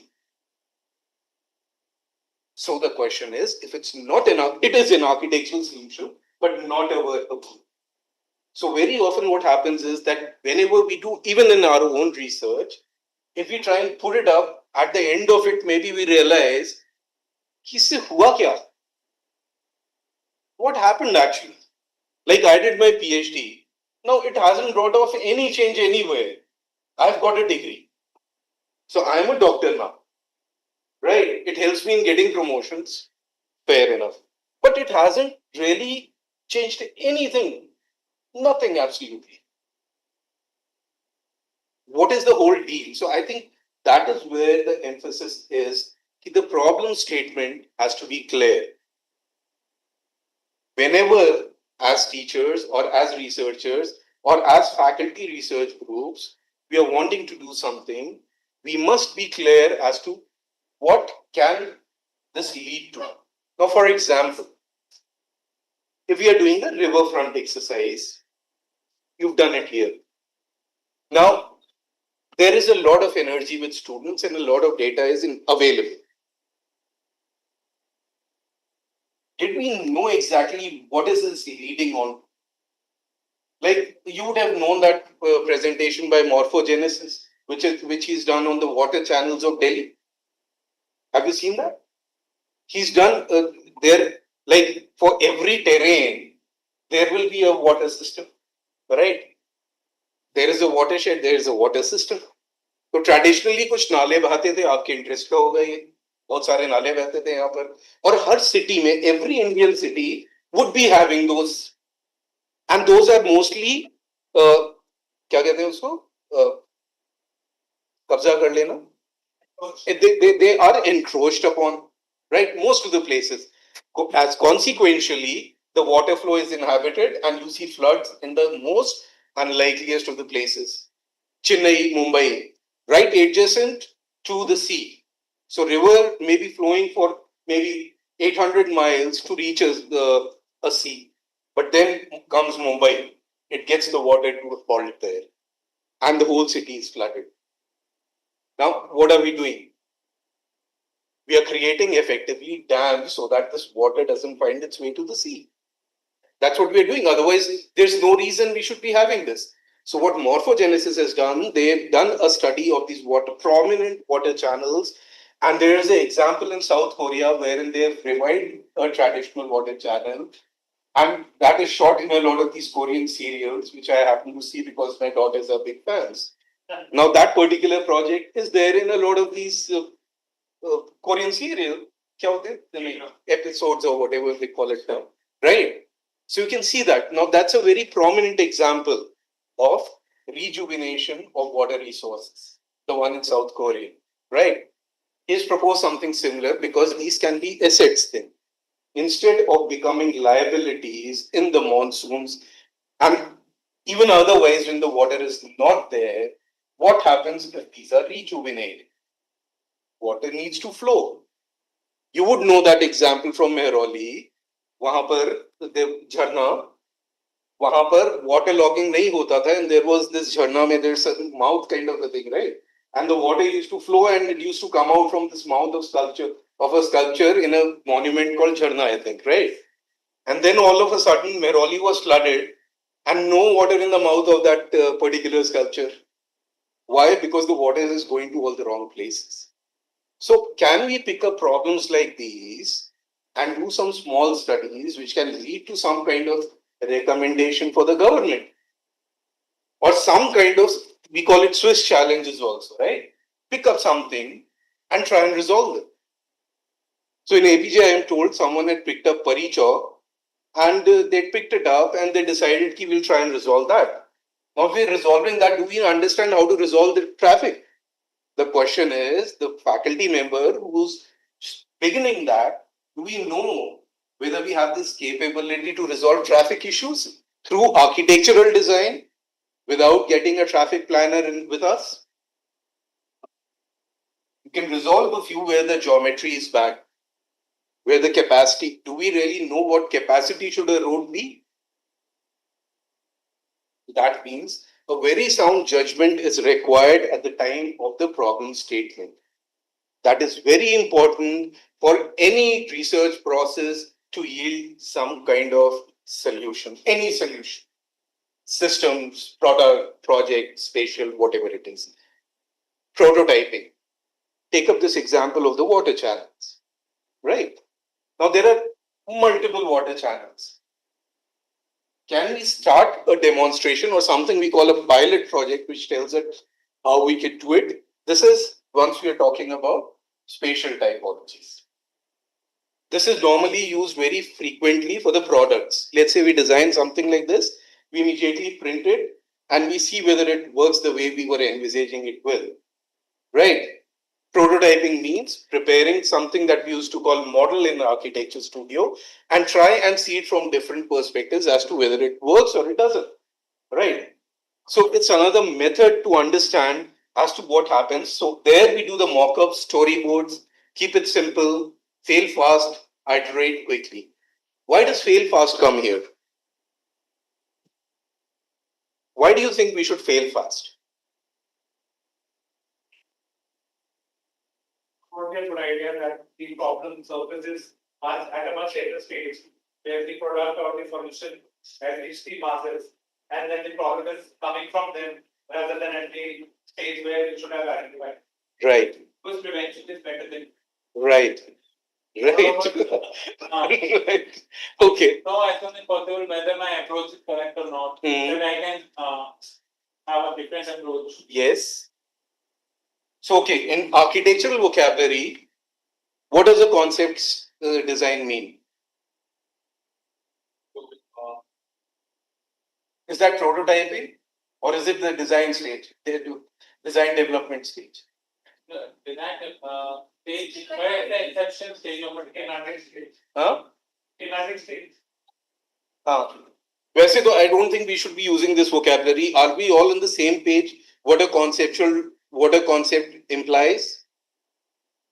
Yes. What is a concept? Concept is the core idea on the basis of which design states, and then it stays and binds the entire design. For example, what's the core idea for the design of this campus? Ordinarily, there is a tradition, Huh? something like that. Ah. Yeah, like one of the taglines that Amity likes is where modernity blends the tradition. Now that as a core principle stays in how they operate and probably also in the spaces. So your research tells you that it's a campus on those lines? Or is it a point of view which doesn't count for research? Probably just a description I have not researched yet. Do we think we should do it? How do you react to students who come up with in the first year doing a modular exercise that my concept is a hamburger, is a burger?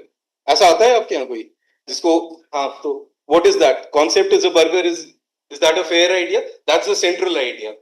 And on a larger scale you can see this. ये कौन सा building है हफीज वाला fish बनाए कुछ है ना ऐसा या एक गिटार शेप भी है there is a guitar not in India somewhere abroad. Can it be that literal? मतलब the concept up front, is that how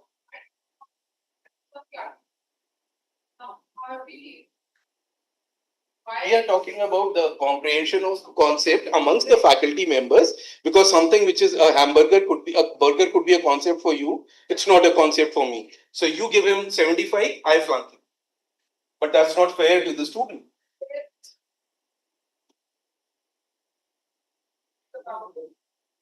Design viewpoints because it's not a copy the shape. If that is the idea, then of course definitely. No, the idea is what is the concept? The concept is that if you want to make a building like a burger, what is the rationale for it? And if there is a Is there a rationale for why a burger? You tell him burger is not good, he'll do it on a cone. Is that okay? well, I mean, not because he likes eating a burger. It can be anything. But anything which is that upfront is good as a concept. We can read something about priori, a priori, and wo wali cheezein. There are certain things which need to be done. It cannot be that my concept is a burger. I can give you an example which I quote in many places. One of my batchmates in college, and he could understand. I won't give the name, that's why. And we got a new faculty member from Ahmedabad, said, who had joined our institute, and he came, you must have some concept, new concept. So we used to have the concept, we were in the third year, and it was like, burger is my concept, wave of music is my concept, and stuff like that. We all had very lofty concepts, right? And then he said, he was serious. This is fine, your design is, where is the concept? What is the concept? So this person, this friend of ours, he came up. Sir, my concept is now, I'll give it to you through actions, right? So this is my concept. Yes. Sir, my concept is Om. And that is why my building is a swastika. Yes. What about Om? Sir, it's about Brahma, Vishnu, Mahesh. Okay, good. And what about Brahma? Sir, one is the creator, operator, and the destroyer. Yes, sir. Sir, this is my building. Okay. Sir, this is swastika shape. And what about the concept? Sir, no, that is the concept. So this guy removes the sheet. No, this is the tell about your concept. And this guy removes it. No, sir, that is the concept. The building is this. So to this building, to this friend of ours, the concept sheet is a concept sheet. And this building design was building design. So he could not comprehend that these two need to be related. And our faculty member being from STEP, he could not comprehend that there could be some student who say, this is the concept and this is the building and they don't need to meld at all. So this is the kind of perception that we should not have actually. My building is a burger and all of a sudden it's a burger, but it's a big boy burger now. Right? It's like that. Why? Because we never thought about the scale or the proportion.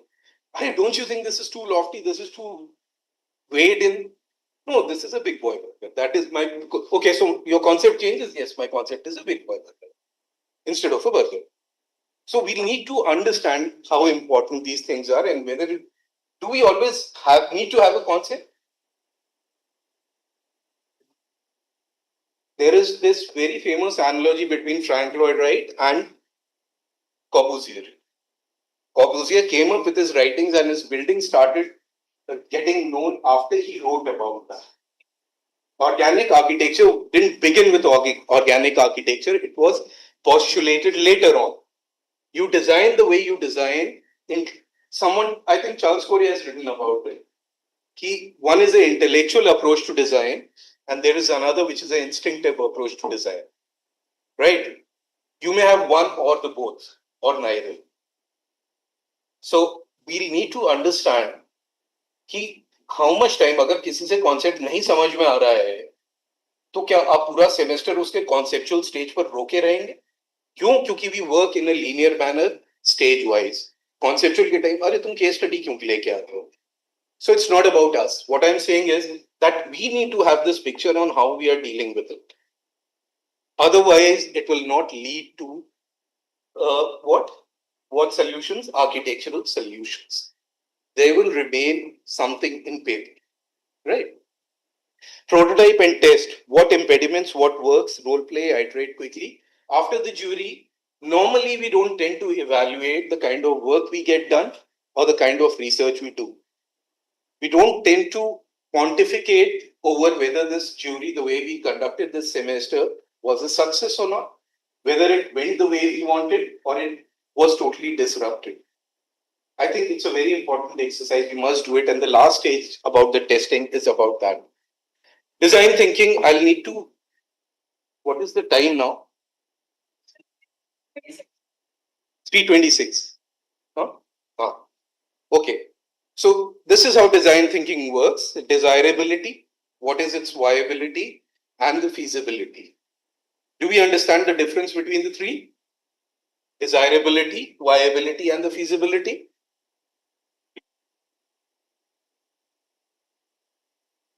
Yes or no? But viability, feasibility is almost the same. Viability means, can this lofty house that we have decided for the EWS, can it be done? Financial viability, technical viability. Feasibility, yes, it is. Why? No. It's the other way around, feasibility. Viable means it's viable, they should have it. Feasibility, is it feasible to do or not? Feasible will need to take into cognition other factors to get the design process completed. Right? To make it feasible. Viable, maybe we are looking at choices the way she offered. We are looking at viable choices to provide for low-cost housings, right? Through that, we diverge, we create multiple choices. Like one is a multiple high-rise, the second is a reinforcement, and the, what do we call it? The rejuvenation of the existing slum housing, right? There can be different approaches to do it. So as we design, there should be multiple approaches with us, which finally converge. It needs to be a funnel kind of a thing so that we are able to focus.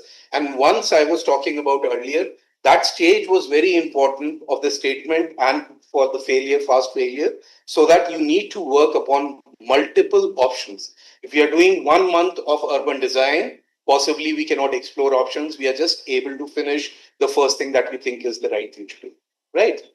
And the third is about ideation, inspiration, and the implementation. Architecture, this is something that we've been talking about also. Architecture vis-a-vis the architecture practice and the profession. Architecture, I think it's understood. It's only that I'm putting words to this. But do you think it's important to distinguish between the two, architecture and architecture profession or practice? And there is a reason for this, because very often in our dialogues, we use them interchangeably. And specifically, if you speak to practitioners, to them, architecture is about practice. Is it true or not? You can choose to disagree.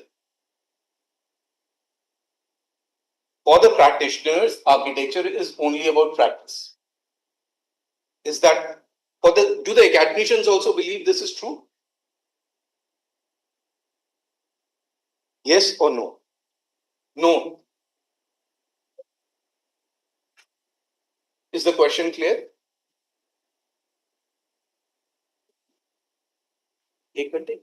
I'll need to rush. We understand this. Design practice vis-a-vis architect. Okay, now this is the process, right? I think this is important. I wanted to talk a bit about it. Look at all these stages carefully. And I think the ends, the solution part is only dependent upon understanding where are we entering into this. Where do you think as academicians we enter? What stage do we enter?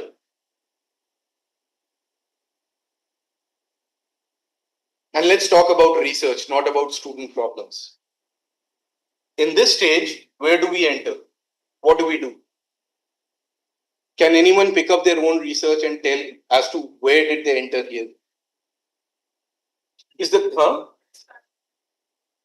with reflection on My previous body of work,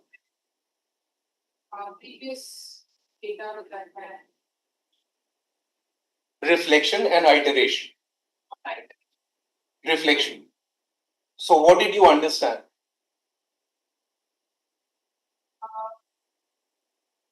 Well, Reflection is about your body of work, right? So, what did you know? So actually, I would say I'm still in that stage while I have moved forward as well. I mean that, I mean there was a phenomena that while doing my previous work, I was very much interested in exploring further. So, what was And- that? What was that? Like my thesis is on Lodi architecture. My main On Lodhi. Yes, so my main interest laid at in this 75 years, there were 3 rulers, but there are 80 tombs in Delhi. What are they doing here? That was my main point of inquiry to begin with, right? And that it made me start to think about certain aspects of architecture, certain aspects of culture of that particular period. And the most important and interesting thing was that all of them look very similar. I mean, there is not much variation in terms of sizes and proportions. So these were the things that by looking, I mean, I realized them as I look at my data, and it made me work upon my research questions. Okay, so can we say that you had a research gap, right? Then you collected some data, did some literature on that from these stages, right? And what is aiming to understand? It's And a how phenomenon. would that contribute? I mean, it's a phenomena, and as I move forward, I find that This is an observation at this time. yeah, 75 rulers, 82 tombs. no, 3 rulers and 80 3 tombs. rulers, And 82 80 tombs. tombs. Yes. So what could it lead to? Extended family members tombs? Extended family builders or whatever the word was at that stage, I'm still to find it out. Uh, so I mean, all those people, or was it that anybody and everybody able to make something because it's a Pathan clan, every people, so maybe there is no connection with their social status. I mean, these are the questions that I start to think about when I was looking at that particular. What was the likely result of this? So I'm still. You're still in the process. Yes. Where do you think you'll reach? Suppose you get to know, okay, 3 people, and you take a family tree and something and you lead on to 82. Right? So you can identify those people. Now, what is it that you want to This understand? actually correlates it with the spatiality of the city and tries to see is there any pattern in the way they have merged. This was the beginning point. Like, is there any spatial pattern to how they have emerged? Because they are there in clusters of 3 and 4. So, to correlate it with the geography, you talked about the rivers. There is definitely an aspect, the river amount. There are certain common physical parameters on the basis of which these locations were finalized. Maybe it's not added. So I get to like complete that chain of inquiry. So, okay, very loosely, if I say, maybe you haven't said it, are we really looking at what could be the pattern in which these tombs came up within the existing morphology of that time, Yes. or within the morphology of the cities existing at that time? Yeah. Is that something you're wanting to do? Yeah, but the driver to do it, that's not the methods or the parts by which I'm trying to find the route. Okay, now something leading to architectural solution can be, we can take an analogy and see that this can be a futile exercise also. You can go to a Christian cemetery and try and observe what is the pattern. And you observe that. Does it contribute anything? Right? So whereas this can contribute, why? It understands us, it helps us to understand how was this funerary architecture developing within and as a part of a city morphology in the ancient times. But an analogous design a problem of studying the same things in a crematorium, Christian crematorium, may not bring in a lot of meaning. So that meaning part is something that we need to be very aware of and very conscious about. Even though it may not lead to something, but we need to, because a failed hypothesis also gives you a PhD. So the idea is not the PhD. The idea is the quest. Can it lead to a solution? Right. So this is not a linear pattern. You can enter anywhere, like solution development. Suppose you get a notice. Is that a solution development stage? Are you entering a problem stage or are you entering into a solution development stage?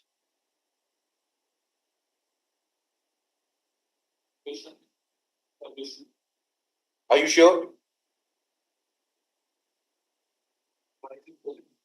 The question is, you are going to research on how Fortis Hospital should be developed. Where do you enter in this process? What is your entry point? On Fortis Hospitals. What about the literature? How do you do literature? आप सबने PhD किया है. You cannot read everything about everything. Right? You are given a brief by Fortis Hospital. You are going to do it for the first time. Right? And you are going to do it in a manner so that it imparts a lot more value to Fortis. My question is, at what stage are you entering? You're not entering at a literature thing. You'll do literature, that's a separate thing. Where is the problem statement at this time? Where is that?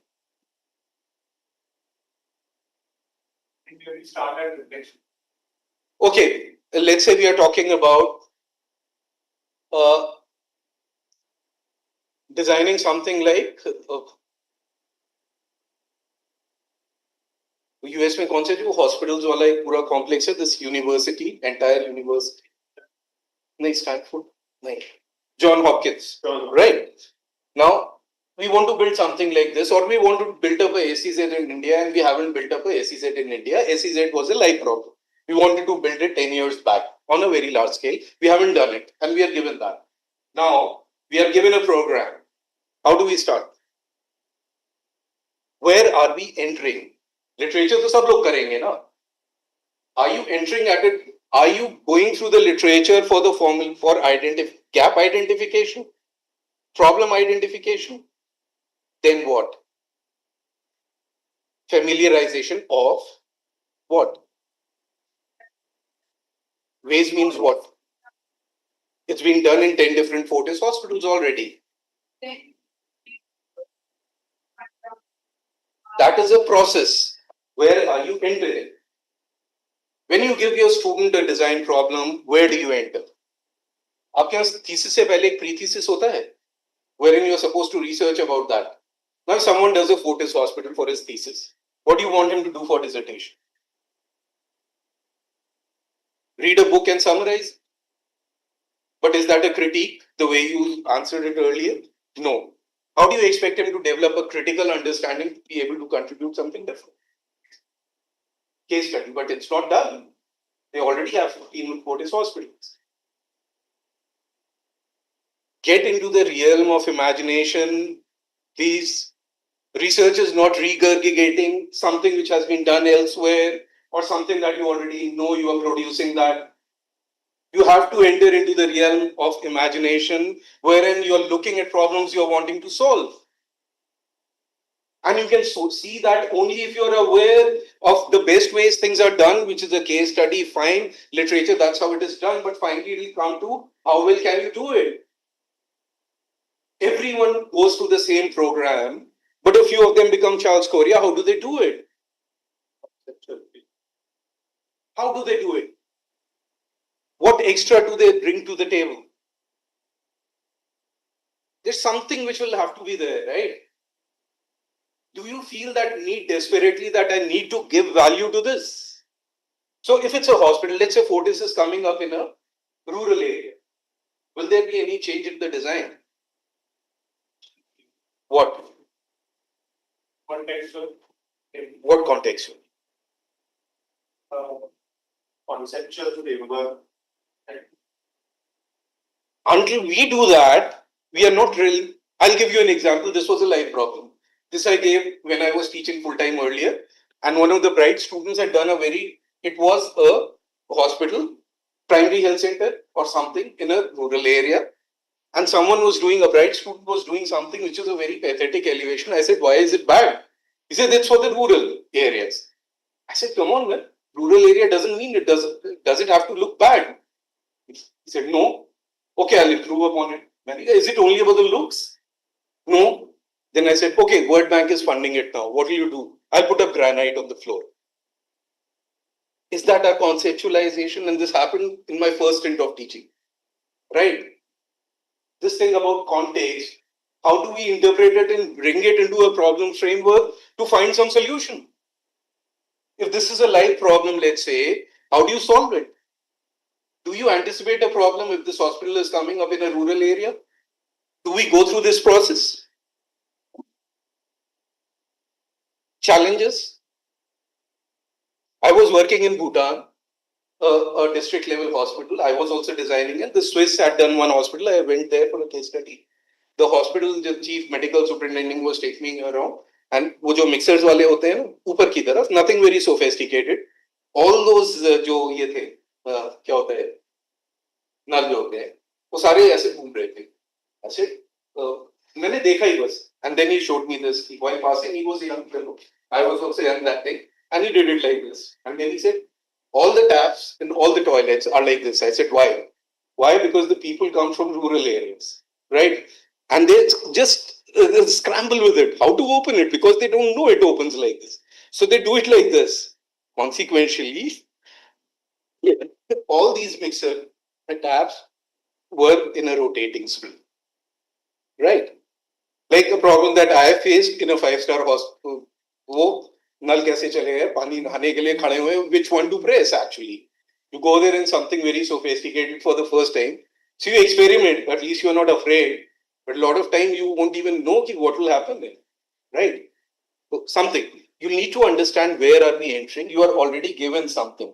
You are given a Fortis hospital. Can you tell what value you can bring to them?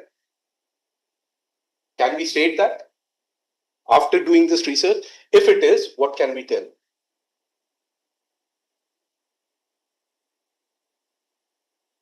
Can we get into that social aspect of Dr. Shetty, the way he's designed his hospitals? Can we look at that as a good case study to try and understand what has been done there? What are the challenges that people will bring through? So we need to understand these things, right? Okay. Faculty in architecture often experience a disconnect. Research is seen as a theoretical or else a documentary process. Design studio is seen as intuitive, creative. Consultancy is seen as a practical, professional. Innovation is seen as entrepreneurial. All the professionals tend to think about research in these 4 different distinct parameters.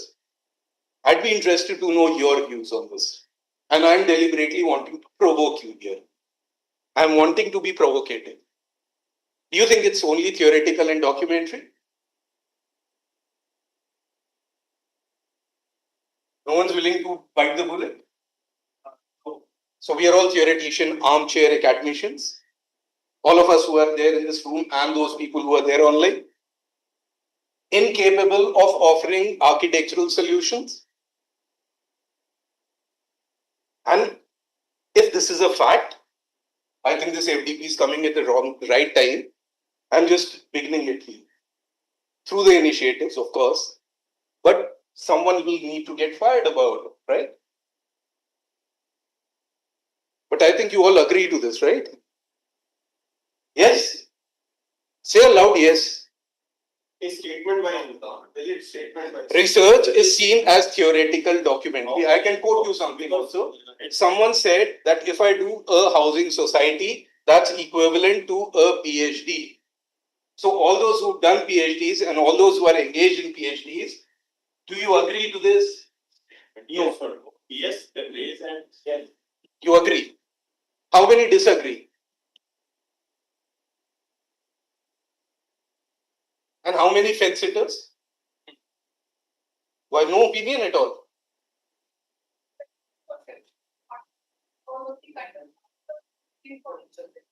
Like research is essentially like the report of the outcome is like a sheet with sketches and drawings. I think that is why this perception is there. But in spirit, maybe not. So you are ratifying that this is a very relevant FDP, irrespective of the speakers. But the relevance of the FDP, is that established? And I'm not here hired to do this actually. But I'm here to shake you out of this opinion. We need to be relevant. Half the time you'll agree, I'm also a faculty member. We are under this mistaken notion of being inferior professionals. Is that correct? If you look at academicians abroad, the kind of theories they bring about, there are a lot of them who are Charles James, right? Prominently a theoretician. Corbusier, I told you, his buildings were known better after he started writing, right? Peter Eisenman has a PhD. He's a proponent of deconstruction theory. And there are people who are doing PhD research on the works of Bernard Shumey. And he's defined space. Bernard Shumey has defined space in a document, small document, which we don't understand as a philosophy. So where are we? Matlab, is this opinion of us being poor country cousins correct or not? But if not, that is where I think we need to bring in this factor of making it count. And just, no one took the provocation, but I wanted this to be very agitated one. Last slide. Go to the question. This first statement and the second statement, are they synonymous or contradictory? Batao. Am I to answer this or them? Or it's, please. Design studio is seen as intuitive and creative.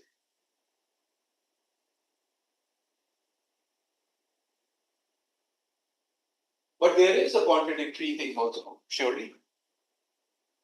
He's pointed out, right? There's something which contradicts and there is something which is in sync. What is it that contradicts?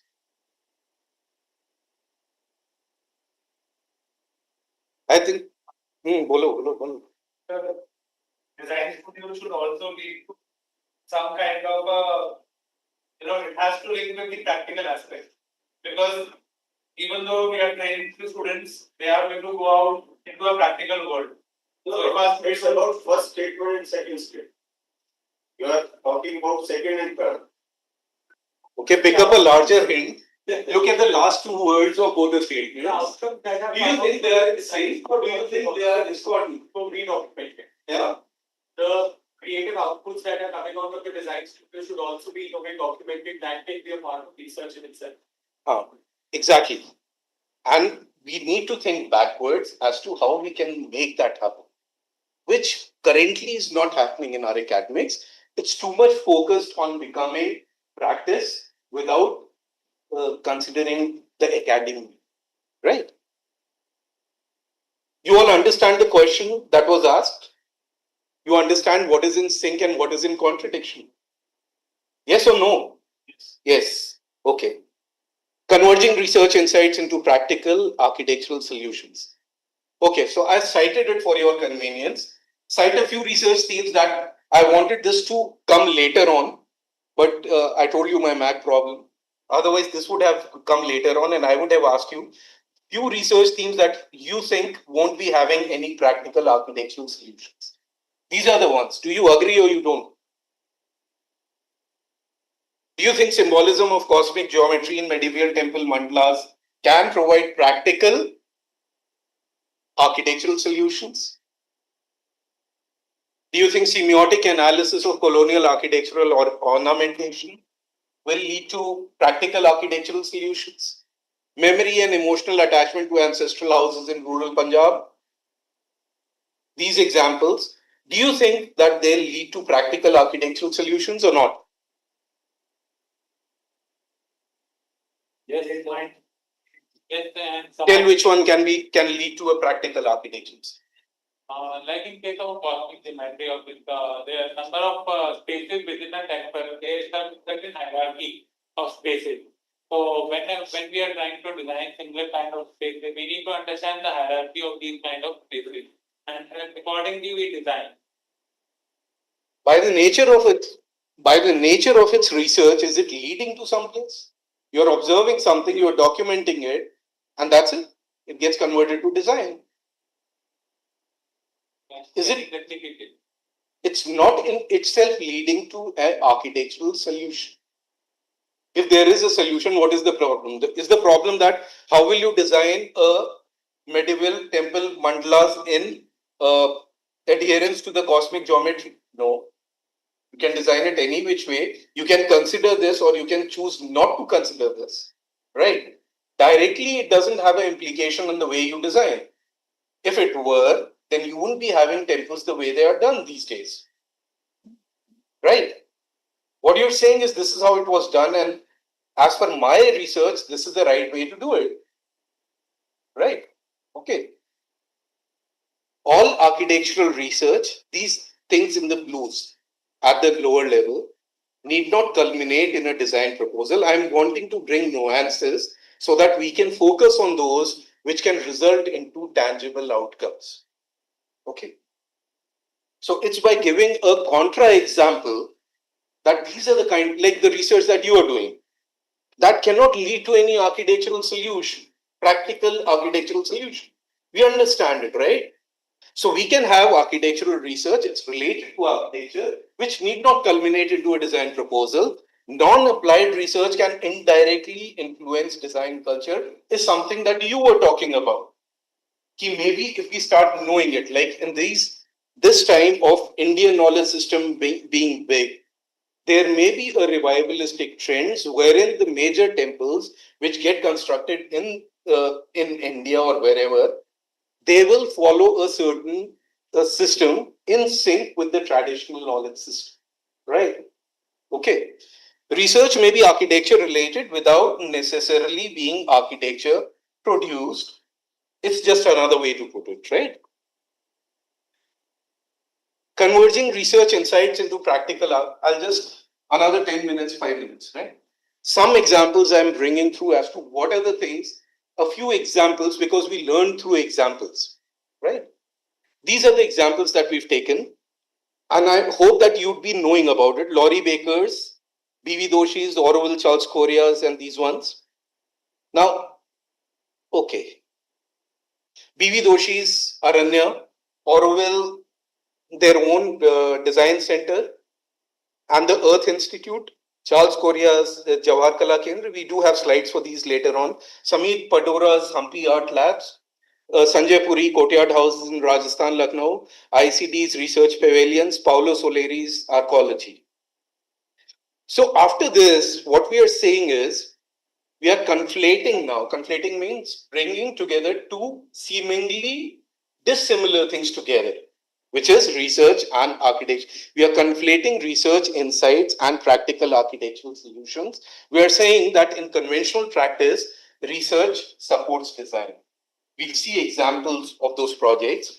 In research through design, the act of designing itself produces knowledge. Arcology, if you know Arcosanti, Arcosanti is a project. It's a mission by Paolo Soleri in Arizona. Are you aware of that? Going on for the past maybe 40 years or so. Laurie Baker, you experiment, fail fast, and then redo it. He's creating knowledge. He picks urine. If you use that in mud, it acts as a stabilizer. Maybe it was a knowledge earlier, but it's been lost, right? Maybe if you use moong ka dal and dahi together to do a terrazzo floor, it gives you a better glaze. Maybe knowledge earlier, lost now, research discovers it. So multiple examples like this. So act of designing itself should produce knowledge. So climatic and material research through observation and experimentation was done by Laurie Baker in multiple projects. I think if you want to discuss any of these projects, we should, so that you can understand it better. But it will give you the bottom thing, climatic and material research. These are the various areas which are finding a lot of traction to do practical architectural solutions. Aranya, sociological and behavioral research into urban form. If you don't know these projects, maybe you can look about it, just a brief glimpse of this, and you'll understand what we are talking about. The different domains of research. Humanscapes, habitat, urban living, and others. Compressed, stabilized, north, earth block, and earth construction research in multiple projects. Jawahar Kala Kendra researched the underlying spatial intelligence of tradition and reinterpreted it for contemporary needs. These are few examples. Melding research. This is a very interesting project. If you haven't seen it, it's very interestingly done. Hampi mein, research expanded beyond data collection into the interpretation of a landscape. Memory of the place, because Hampi is a very culturally is a very culturally significant place, right? Materiality and spatial experience, deep level of site interpretation has gone into this. Data-informed environmental design. I think a lot of you know about Sanjay Puri's work. In contemporary architectural practice, research here becomes embedded in form generation itself. Through these, we write codes and algorithms and buildings, we start getting. Do you know about Sidewalk Google? They're designed Sidewalk Google. Sidewalk Google has a architectural design enterprise, a Sidewalk or something. They're done a complete riverfront or a waterfront development somewhere in Australia. It was done through the employment of architects, but mostly by the application of technology, right? This is something that I saw only because of this presentation. This is the research pavilions. ICD has a full form also. I don't recollect it. Technological research directly generates architectural form and construction systems. Involved computational form generation, robotic fabrication, material efficiency through bio-inspired structural logic. I guess you're also aware that IIT Madras is also 3D printed residences now at this stage. And there are multiple systemic things which are coming up in these, what do you call, mobile housing kind of things, just a ephemeral architecture, right? Something which can happen in places like those. Arkosanti, this is happening. If you don't know about this, you must all look into this project. It's a very, very significant project. There's this whole thing about arcology, which talks about architecture plus ecology, and it's elucidated in a book, Arcology in the City, and it's happening for the past almost 45 years now. So what is the way forward from this? You know how it cannot be done. There are a few, they don't have a lot of translational value, but there are a few which do have a lot of translational value. And it's not that we'll be doing it for the first time. It has been happening in practice. A lot of these people, you all know about Doshi Saab, you all know about Suryakant Patel Saab, you all know about Raj Rewal. They were all teachers at institute first. It's a different story. Practice was encouraged this time. It's not encouraged at this time. But still, times are different. Our challenges are different. Are we up to it or not is something we need to understand. But we know that what is required, what may be required. There is something which morphogenesis wala jo maine aapko bola hai. This is something that institutions can do very easily with all the strength and technical expertise available with them. I talked to them about the water channels ka jo rejuvenation ka morphogenesis presentation banata hai. इस तरह के, I am not aware if you know that Jaipur में the waterfront has been developed. इसी तरह का था. I had gone with the public sector there for Udaipur, Jaipur and एक और था उदयपुर, जैसलमेर and जोधपुर. वहां इसी तरह के नाले थे. नाले क्या मतलब पेरेनियल नॉन पेरेनियल रिवर्स थी और सारी इंट्रोच थी. उसके प्रोजेक्ट प्रिलिमिनरी रिपोर्ट हमने बनाया. उसके बाद ओएसिस करके एक फर्म है, उसने बनाया और फाइनली उसका Tata took up that and Tata developed a portion of the riverfront in Jaipur, right? So these can be projects which can be take a long time. जो वो विमल पटेल ने riverfront development का साबरमती में दिया, maybe we must attempt to do something like that maybe 3 years down the line. We have the resources, we have the expertise. The way forward, reposition research as a design tool. So that gets back to my theme as a decision-making framework, right? Move beyond viewing research only as the academic output, integrate inquiry into everyday design decision-making, encourage evidence-informed studio culture. Evidence means there are a lot of things like we were talking about these slums. It's not that we need to learn everything. A lot of things we know. It's in our face. We are denuded. It's almost all the time in our faces. यहाँ पूरा जितना हमें दिखता है, it's all the time with us. And if it's not us who are responsible, who are the professionals? There are many who can share, I'm sure, but we can do our bit, right? Strengthen translational thinking. How can research translate into solutions? Convert observations and data into actionable spatial strategies. There is no reason why any institute cannot have a climatological lab to monitor their own microclimate. We talk about a lot of microclimatic modifications in the campus and every other places. तुम्हें site planning में पढ़ाते हैं. Do we really know how to monitor it? Do we really know what does it mean? Actually, we don't. Can we attempt to do it? Yes, we can. We just need to be open with it and go ahead and do it. Try and learn about how to improve the microclimatic impact, microclimatic conditions in the university. We can give those kind of proposals, not to impress anyone, but this will be a real solution. Maybe someone does it, someone doesn't do it, irrespective of that. Focus on applicability, usability and measurable impact. We cannot say कि हमने 10 करोड़ का proposal दिया था microclimate improve करने के लिए, किसी ने किया ही नहीं यार, कोई सुनता ही नहीं हमारी. It needs to be real. Bridge the gap between theory, studio and practice. It's easier said, but these are the things we need to think about, be aware of. I'm just putting it into words. Most of the time it would be there in your mind, I'm sure, right? Encourage interdisciplinary collaboration. This is a very sure shot way to do it. This is something that we experimented with in my earlier university. The success was very partial. Why? Because we couldn't get it done. But I'm sure this is a very effective way to do it, right? Collaborative problem solving. That's the key word. Promote research through design. How many of you really think that design is an idiom for research, idiom of research? You think it is? Can you reflect on this and say something about it? Cite an example. I think also referring to one of the slides that we pondered a lot about, there was something that I want to reflect upon and maybe make it good now. In contemporary times, of course, our scopes and our roles are so much defined. But let's say if we were in 15th or 16th century. Just one caveat. Who defines it? Think about it. Continue now. If we were, Leonardo da Vinci or Bernini or Michelangelo, I think the research, if you look at the works of what Da Vinci has done, it was basically his inquiry only, while which, it gets translated into sketches, and that research is also providing some kind of solution. So that is the best thing that I can think of.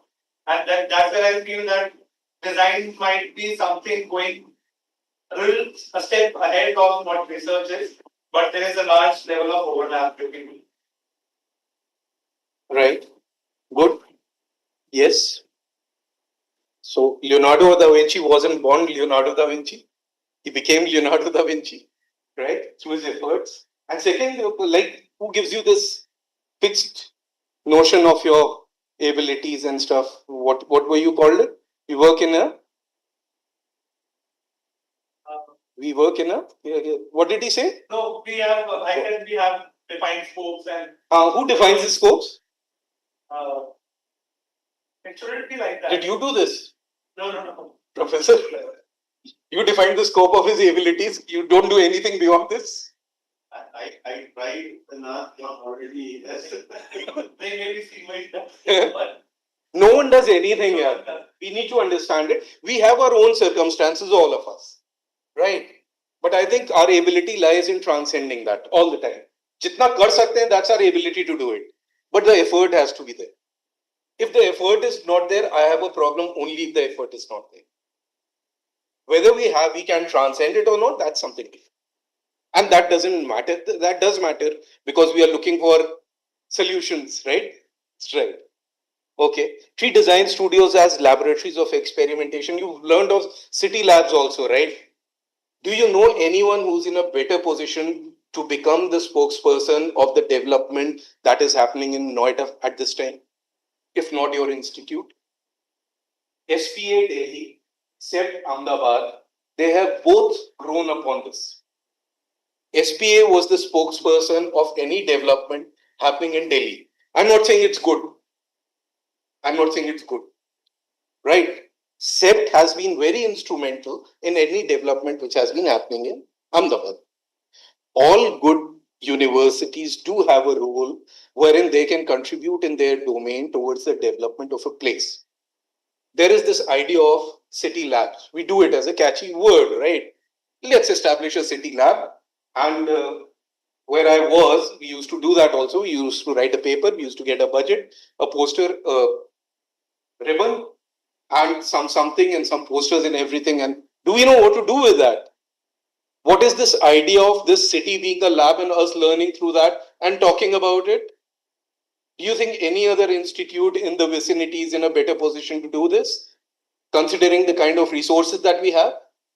And you look at it. I was coming to Noida after some time from a place where I haven't taken that route, and we see all those Bombay-like structures, tall, thin, slim, sleek structures coming up and doing God knows what with the skylines of a city. But even otherwise, do we think it's orderly? Do we think it's going smooth? Do we have an opinion? We can all have an opinion, but we know we have read that what is not research. Any opinion, any musing is not research. So we can say, and people will consider कि हाँ भाई ये MIT के professor हैं, but actually they'll know कि बात तो वही कर रहे हैं जो हम भी करते हैं. You look at all those TV debates which comes these days, fire के बारे में, water के बारे में, everything, right? You'll understand. They'll say that anyone who's standing out there in the gate will also talk about. Okay, anyways. Build practice-oriented research ecosystem. This, I think, is important for the institutions to imbibe. Foster partnership between academia, industry, communities, government. If there is some merit here, I think we can get the best of the people to come and contribute. It can happen. If we can identify a program, we can get the best people who can come in periodically and contribute on how to do it. Right? Align research with contemporary societal and environmental challenge. This is something which is I consider to be very, very important because there are hundreds of built environment related problems here only, and I believe we do have the capacity to solve a few of them. Focus on impact driven architectural research. This is TK Impact, and I think I'll close my session with this. And one postscript. In architecture, research is not the end of inquiry. It is the beginning of better design decisions, which brings us back to our theme of research being a method for decision making.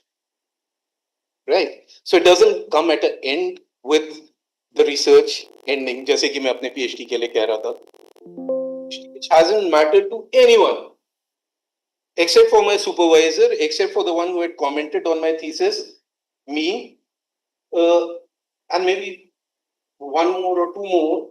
I don't think anyone would have read it. And I think I've done such a big thing, right? It doesn't make any difference to anyone. What is the whole deal? So you've also done something, make it matter. And those of you who are in the process, please make it matter. 2 years back, multiple years back actually, 30 years back, my father had gone to China. He said, their research में हम बहुत आगे हैं उनसे, but they're applying everything. I think this translation is something which is very important for the time that we are living. It's very, very important for us to be aware of what is happening around us and to make things matter, our knowledge matter. We need to engage and do research which can get translated to serve as solutions to certain problems. It must be a focus, and I must actually congratulate all of you for attending and for you and your team who've thought about doing this actually. It's very, very important and incumbent upon every professional to adopt. Thank you so much.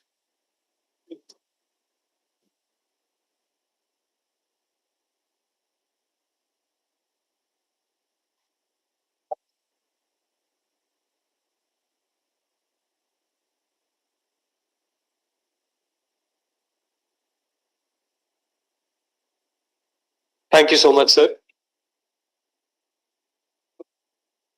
I would like to take this opportunity to thank Dr. Anurag Verma for such an insightful presentation on bridging research and design practices, converting research insights into practical architectural solutions. The floor is now open for any questions and discussions with the speaker. I request all participants online and offline to kindly engage, and participants who have also joined online with us may switch on their microphones or even write it in the chat box if they have any questions.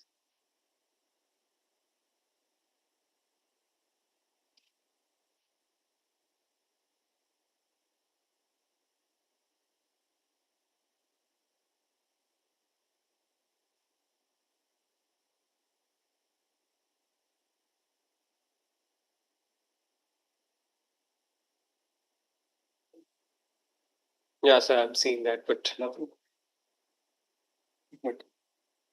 No discussions from the online participants? Are you all there? Hello?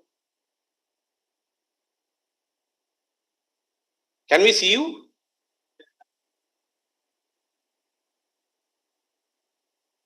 All the online participants.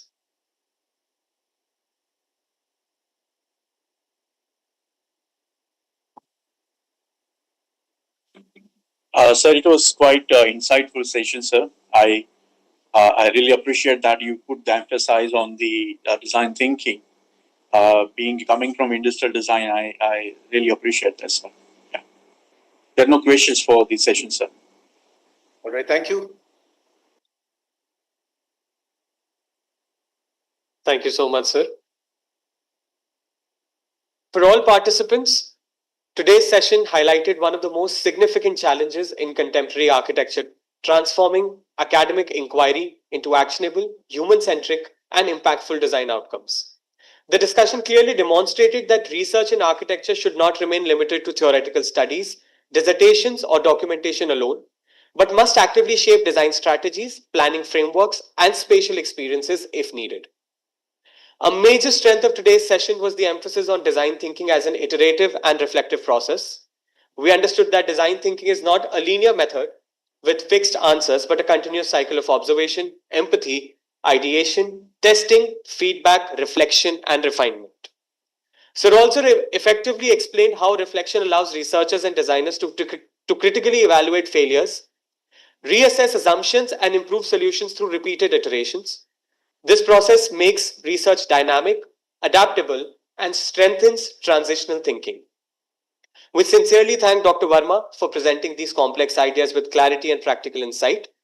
And the session has encouraged all participants, I'm sure, to view research as a reflective, evolving, and solution oriented process that bridges academia, industry, and of course, societal transformations.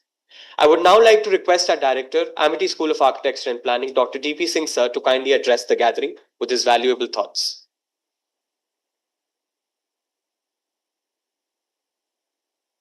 Thank you, Dr. Verma, for taking efforts coming from Chandigarh to this place in physical mode. And I understand there was a possibility to take this session online as well.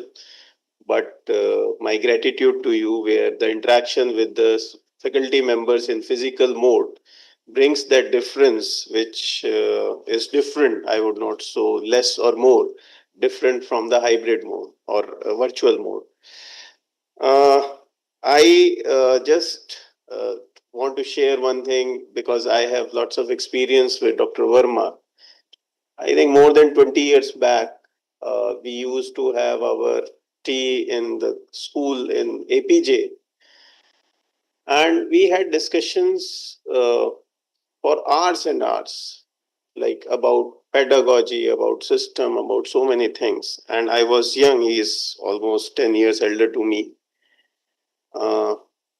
And the key change I could find from those discussion in my own career and journey is that there was time I was very rigid about the things. So rigid about my opinion, rigid about thought process, rigid about even for that matter the academics as well.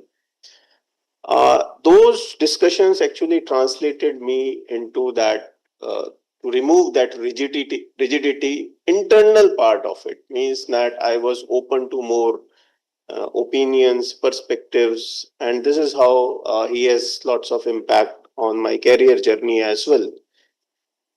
And from the slides, what I could see, I may summarize in just one line that rigidity is inversely proportional to empathy. So, and if empathy is not there, you cannot think of research or design uh, as a spirit. So, for especially for our domain like architecture, design, or similar domains, that aspect of creativity comes from that evidence-based design comes from empathy, and it has uh, to that's possible only if we remove those rigid aspects from our rigid aspects from our thought process. So once again, thank you so much, sir, for being here. And my gratitude, I always say this, that what I learned from you and many people as well, we should be able to acknowledge that how it brought change in our life. And definitely today's session would bring some positive change in all the people who are joining this FDP. And naturally, we would like to see those outcomes in times to come at our institution. And please feel free to call, talk, write to Dr. Anurag Verma. He is always open for such discussions. Thank you so much.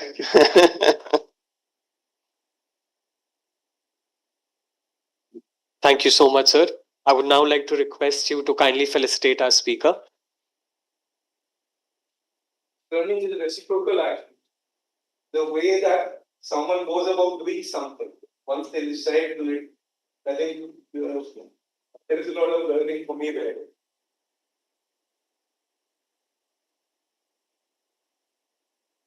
Thank you.